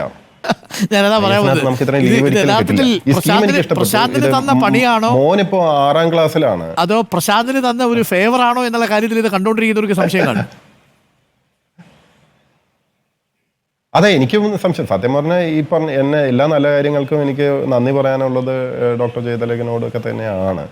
എൻ്റെ മോനിപ്പോൾ ഞാൻ പറഞ്ഞു വന്ന 6ാം ക്ലാസ്സിലായി. അവനിപ്പോൾ 10ലാവുന്ന ആ സമയത്ത് മറ്റൊരു ജയതിലക എവിടെയെങ്കിലും ഉണ്ടെങ്കിൽ ആ സമയത്ത് ഇതുപോലൊരു പോസ്റ്റ് ഇട്ടിട്ട് എനിക്ക് വീണ്ടും കുറച്ച് സമയമൊക്കെ ചിലവഴിക്കാൻ പറ്റുമെങ്കിൽ സ്കീം കൊള്ളാം. കാരണം എനിക്ക് ഇത്രയും ലീവ് നഷ്ടപ്പെടില്ല. ഇത് ഇതിനകത്തുള്ള ട്രാജഡി നിങ്ങളൊന്ന് ആലോചിച്ച് നോക്കൂ. ഇത് ഇന്നലെ മിനിഞ്ഞാന്ന് ഹിയറിംഗ് ഉണ്ടായിരുന്നേ. അപ്പോൾ ഹിയറിങ്ങിൽ ചീഫ് സെക്രട്ടറി എന്ന് പറഞ്ഞാൽ ഞാൻ വളരെ റെസ്പെക്ട് ചെയ്യുന്ന വ്യക്തിയാണ്. അപ്പോൾ ചീഫ് സെക്രട്ടറിയുടെ സമയത്തെ ഞാൻ അതിൽ കൂടുതൽ റെസ്പെക്ട് ചെയ്യുന്നുണ്ട്. ഇത്രയും വിലപിടിപ്പുള്ളൊരു സമയം, 100 കാര്യങ്ങൾ കോർഡിനേറ്റ് ചെയ്യേണ്ട ഒരു വ്യക്തിയാണ് ചീഫ് സെക്രട്ടറി. ആ ചീഫ് സെക്രട്ടറി ഏതാണ്ട് 1.5 മണിക്കൂർ ഞാൻ പറയുന്നത് എഴുതിയെടുത്തുകൊണ്ടിരിക്കുകയാണ്. വേറെ ഒരു പണിയും നടക്കുന്നില്ലെന്ന്. ഒന്ന് ആലോചിക്കൂ, ഹിയറിങ്ങിന് വേണ്ടി എന്തായി ഹിയർ ചെയ്തുകൊണ്ടിരിക്കുന്നതെന്ന് നിങ്ങളൊന്ന് ആലോചിച്ച് നോക്കൂ. ഞാൻ ഫേസ്ബുക്കിൽ ഡോക്ടർ ജയതിലകിനെതിരെ ഒരു കമൻ്റ് ഇട്ടു. ഇതിന് 1.5 മണിക്കൂർ ചീഫ് സെക്രട്ടറിയുടെ വിലപിടിപ്പുള്ള സമയം നഷ്ടപ്പെടുത്തിക്കൊണ്ടിരിക്കുക. ആർക്കാ ഇത്? ഞാൻ പറയുന്നത് ഒരു വാല്യൂ ഫോർ മണി എന്ന് പറഞ്ഞൊരു സാധനം. പണിഷ്മെന്റ് അവർക്ക് അത് അറിയുന്നതല്ലേ ഇത്തരം കാര്യങ്ങൾ? ഭരണത്തിന്റെ എത്രയോ വർഷത്തെ സർവീസ് ഉണ്ട് ശാരദാ മുരളീധരന്, ഇത് അറിയുന്നതല്ലേ ഇതൊക്കെ വളരെ പെറ്റി കേസാണ് എന്ന്? ഇതെന്താണെന്നറിയാം, സിസ്റ്റം വർഷങ്ങളായിട്ട് ഇങ്ങനെ ആയിപ്പോയില്ലേ. ഇത് ഒരു വ്യക്തി വന്ന് ഉടനെ മാറാമെന്ന് പോകുന്നില്ല. പക്ഷെ ഞാൻ പറയുന്നത് വെച്ചാൽ ഇത് പറയാന്നുള്ളത് എൻ്റെ ജോലി. ഇത് ശ്രമിക്കുക, ഇതിന്റെ ആ ഒരു നിരർത്ഥകത ബോധ്യപ്പെടുത്താൻ വേണ്ടി ശ്രമിച്ചുകൊണ്ടിരിക്കുക എന്നുള്ളതാണ്. ഹിയറിംഗ് കഴിഞ്ഞപ്പോ എന്താ തോന്നുന്ന പ്രശ്നം നടക്കുന്നില്ല.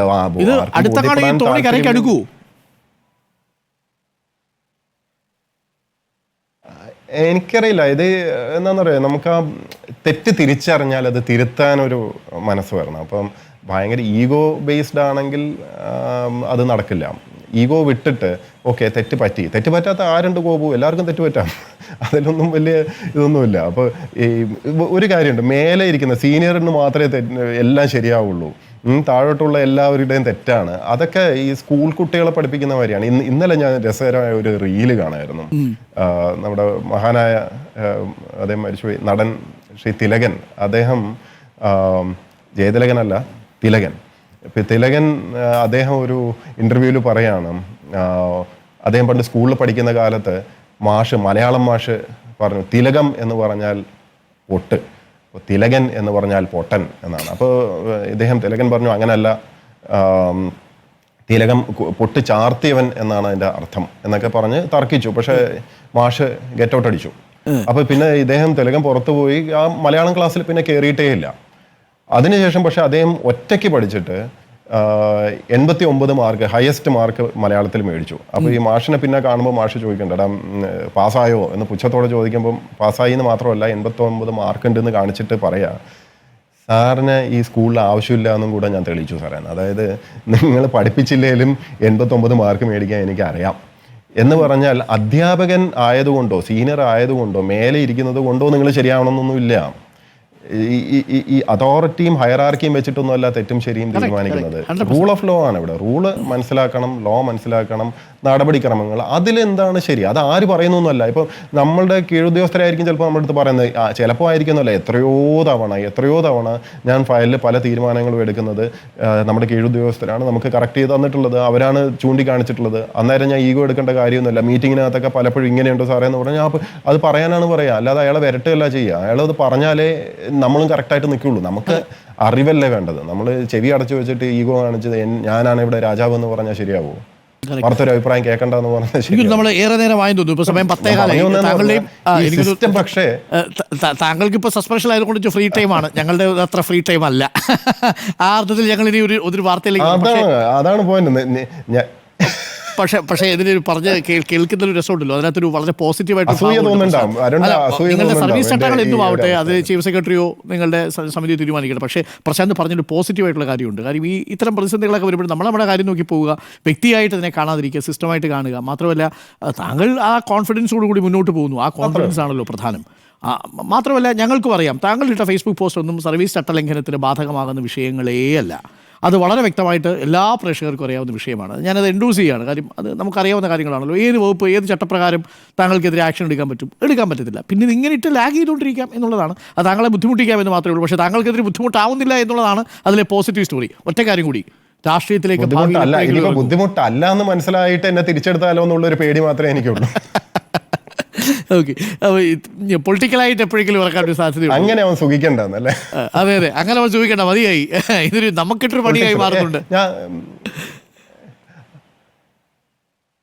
അല്ലപ്പ ഞാൻ എല്ലാവരും ഇത് പൊളിറ്റിക്സിലോട്ട് ഇറങ്ങും, അങ്ങനത്തെ ഒരു സാധനം അത് ഞാൻ ഒന്ന് ക്ലാരിഫൈ ചെയ്യട്ടെ. കാരണം നമ്മളെ കേരളത്തിൽ എല്ലാം പൊളിറ്റിക്കൽ ആംഗിളിലൂടെ കാണാനാണ് താല്പര്യം. ഇപ്പം മീഡിയയിൽ തന്നെ പല ചർച്ചകളും പൊളിറ്റിക്കൽ ആംഗിളിലാണ്, ചായക്കടയിലിരുന്ന പൊളിറ്റിക്സാണ്, എല്ലാം പൊളിറ്റിക്സ്. അപ്പോൾ അതുകൊണ്ട് എല്ലാവരും അങ്ങനെയാണെന്നൊരു പൊതുവേ തെറ്റിദ്ധാരണയുണ്ട്. അപ്പോൾ ഞാൻ വളരെ ഇഷ്ടപ്പെടുന്ന ഒരു ജോലിയാണ് IAS-നകത്ത്. എനിക്ക് ഭയങ്കര ഇഷ്ടമാണ് ആക്ച്വലി ഡൊമൈൻ സ്പെസിഫിക് ആയിട്ട് ഓരോന്ന് ചേഞ്ചസ് കൊണ്ടുവരാൻ പറ്റുന്ന, പോളിസി തലത്തിലേക്ക് ചെയ്യാൻ പറ്റുന്നത്. ഇപ്പോൾ ചില ജിയോകളൊക്കെ ഇറക്കുമ്പോൾ നമുക്ക് ഗൂസ് ബംസാണ്. കാരണം ലക്ഷക്കണക്കിന് ആൾക്കാരുടെ ജീവിതത്തെ പോസിറ്റീവ്ലി ടച്ച് ചെയ്യാൻ പറ്റുന്ന പല കാര്യങ്ങളും ചെയ്യാനുള്ളൊരു പവർ, ആ ഒരു അധികാരം വേറെ കിട്ടില്ല. അപ്പോൾ പ്രൈവറ്റ് സെക്ടറിലൊന്നും ഇങ്ങനെ ഒരു ഓപ്പർച്യൂണിറ്റി കിട്ടുകയില്ല. പൊളിറ്റിക്സിൽ ഇറങ്ങിയാൽ പോലും അത് ഒന്നാമത് first of all it's not my cup of tea. രണ്ടാമത് ഒരു പെർമനൻസി ഇല്ല അതിനകത്ത്. നമ്മളിങ്ങനെ ചാടി പോയിക്കൊണ്ടേയിരിക്കും. നമ്മൾ എൽട്ടർ പൊളിറ്റിക്സിലാണ് ശ്രദ്ധിക്കേണ്ടത്, ആൾക്കാരെ ഇങ്ങനെ കൺവിൻസ് ചെയ്തുകൊണ്ട് നടക്കുക, അതൊക്കെയാണ് മെയിൻ. അതല്ല എൻ്റെ മെയിൻ ജോബ്. എനിക്കിഷ്ടമുള്ളത് ഇതിനകത്തുള്ള കണ്ടന്റാണ്, ജോബ് കണ്ടന്റാണ്. അത് എന്ന് മാത്രമല്ല 18 വർഷമായി സർവീസിനകത്ത്, ഇനിയും 10-15 വർഷം ബാക്കിയുണ്ട്. ഞാൻ ഇന്നലെ പറഞ്ഞ പോലെ ഈ യോഗവും ആയുസ്സും ആരോഗ്യവും ആ സമയത്ത് എനിക്ക് താല്പര്യവും ഉണ്ടെങ്കിൽ ഒരു പക്ഷേ ചീഫ് സെക്രട്ടറി ആയിട്ടും ഏതാനും വർഷങ്ങൾ ഇരുന്നെന്നും ഇരിക്കും. അപ്പോൾ ഞാൻ എൻജോയ് ചെയ്യുന്നൊരു പ്രൊഫഷനാണ്. ഈ സിസ്റ്റത്തെ എനിക്ക് നന്നാക്കണം എന്ന് ആഗ്രഹമുണ്ട്. കാരണം ഞാനും ഇത് കുറച്ച് കാലം ഓടിക്കണേ. അപ്പോൾ ഞാനത് ഇന്നലെ ഞാൻ ചീഫ് സെക്രട്ടറി അടുത്തും പറഞ്ഞതാണ്, മാഡം ഈ സിസ്റ്റം നശിച്ചു പോകുന്നത് എനിക്കും വിഷമമുണ്ട്. കാരണം ഞാൻ ഇനി ഇത് ഓടിക്കേണ്ടതാണ്. മാഡം ചിലപ്പോൾ ഈ മാസം അവസാനം റിട്ടയർ ചെയ്യും, 15 വർഷം ഞാൻ ഇനി ഇത് ഓടിക്കേണ്ടതാണ്. അപ്പോൾ ഈ കുത്തഴിഞ്ഞ് അകത്ത് ചീഞ്ഞളിഞ്ഞ ഒരു സിസ്റ്റമായിട്ട് ഇത് മുമ്പോട്ട് പോവുകയാണെങ്കിൽ, ഇപ്പോൾ ഡോക്ടർ ജയതിലകിനെ പോലുള്ളവർ, ജൂനിയർ ഓഫീസർമാരായിട്ടുള്ള ഈ ഗോപാലകൃഷ്ണനെ പോലുള്ളവർ ഇത്തരം കാര്യങ്ങളാണ് ഉപദേശിച്ച്, വ്യാജരേഖ എങ്ങനെ ചമയ്ക്കാം, എങ്ങനെ ഫേക്ക് നറേറ്റീവ് ഉണ്ടാക്കാം, എങ്ങനെ ഈ ഓഫീസ് മാനിപ്പുലേറ്റ് ചെയ്യും, ഇതൊക്കെയാണ് പഠിപ്പിച്ചു കൊടുക്കുന്നതെങ്കിൽ സിസ്റ്റം നശിച്ചു പോകും. അത് നശിക്കരുതെന്ന് എനിക്ക് താല്പര്യമുണ്ട്. കാരണം ഞാനും ഏതെങ്കിലും കാലത്ത് ഇതൊക്കെ കൺട്രോൾ, ഇപ്പോഴും സെക്രട്ടറി റാങ്കിൽ വന്നു കഴിയുമ്പോൾ you are actually at a policy level. എനിക്കതിൽ ഒരു സ്റ്റേക്ക് ഉണ്ട്, I am a stakeholder. അവിടെ നന്നാവണം എന്നുള്ള ജെന്യൂൻ ആയിട്ടുള്ളൊരു ആഗ്രഹമുണ്ട്. അതുകൊണ്ടാണ് ഇത് ഇത്രയും ചർച്ചയാക്കാനും ഞാൻ ശ്രമിക്കുന്നത്. അല്ലെങ്കിൽ ഞാൻ ഇത് മിണ്ടാറൊന്നുമില്ലല്ലോ, ഞാൻ പബ്ലിക് ഡൊമൈനിൽ ഒന്നും സംസാരിക്കാറൊന്നുമില്ല. എസ്പെഷ്യലി കളക്ടർഷിപ്പ് കഴിയുമ്പം ഞാൻ ഷെഡ് കയറിയല്ലേ, ഞാൻ മിണ്ടാതെ സെക്രട്ടേറിയറ്റിൽ പണിയെടുത്തുകൊണ്ടിരിക്കുകയല്ലേ, ഞാൻ പുറത്തിറങ്ങിയിട്ടുണ്ടോ, ഞാൻ ആരും സംസാരിക്കാറുണ്ടായിരുന്നു? ഒന്നുമില്ലല്ലോ, ഞാൻ എൻ്റെ പണി നോക്കി പോകുമായിരുന്നില്ലേ? എന്നെ തോണ്ടി പുറത്ത് കൊണ്ടുവന്ന് ഇത്രയും സംസാരിപ്പിക്കുന്നതല്ലേ. ഓക്കെ, എന്തായാലും പ്രശാന്ത് ഉഷാറായിരിക്കട്ടെ. അപ്പോൾ കാര്യങ്ങളൊക്കെ ഏറെക്കുറെ വ്യക്തതയൊക്കെ വന്നിട്ടുണ്ട്, കണ്ടുകൊണ്ടിരിക്കുന്ന പ്രേക്ഷകർക്ക് ഇത് മനസ്സിലായിട്ടുണ്ടാവും. കാര്യങ്ങൾ ഉഷാറായിരിക്കട്ടെ. അപ്പോൾ താങ്കൾക്ക് എത്രയും പെട്ടെന്ന് താങ്കളുടെ സസ്പെൻഷൻ പിൻവലിച്ച് താങ്കൾക്ക് യഥാർത്ഥ പണി തരട്ടെ എന്ന് ആശംസിക്കുന്നു. Thank you bro, thank you so much. Thank you bro. Okay, thank you. N Prashant IAS ആണ് നമുക്കൊപ്പം ചേർന്നത്. അപ്പോൾ പ്രിയപ്പെട്ട പ്രേക്ഷകരെ, കുറച്ചു നേരം ദീർഘമായൊരു സംഭാഷണമായിരുന്നു. ഇന്നത്തെ ദുഃഖവെള്ളിയാഴ്ചയിൽ ചിരിക്കാൻ വേണ്ടതും ചിലത് പ്രശാന്ത് തന്നിട്ടുണ്ടല്ലോ അല്ലേ. തിലകും തിലകനും കൊള്ളാം.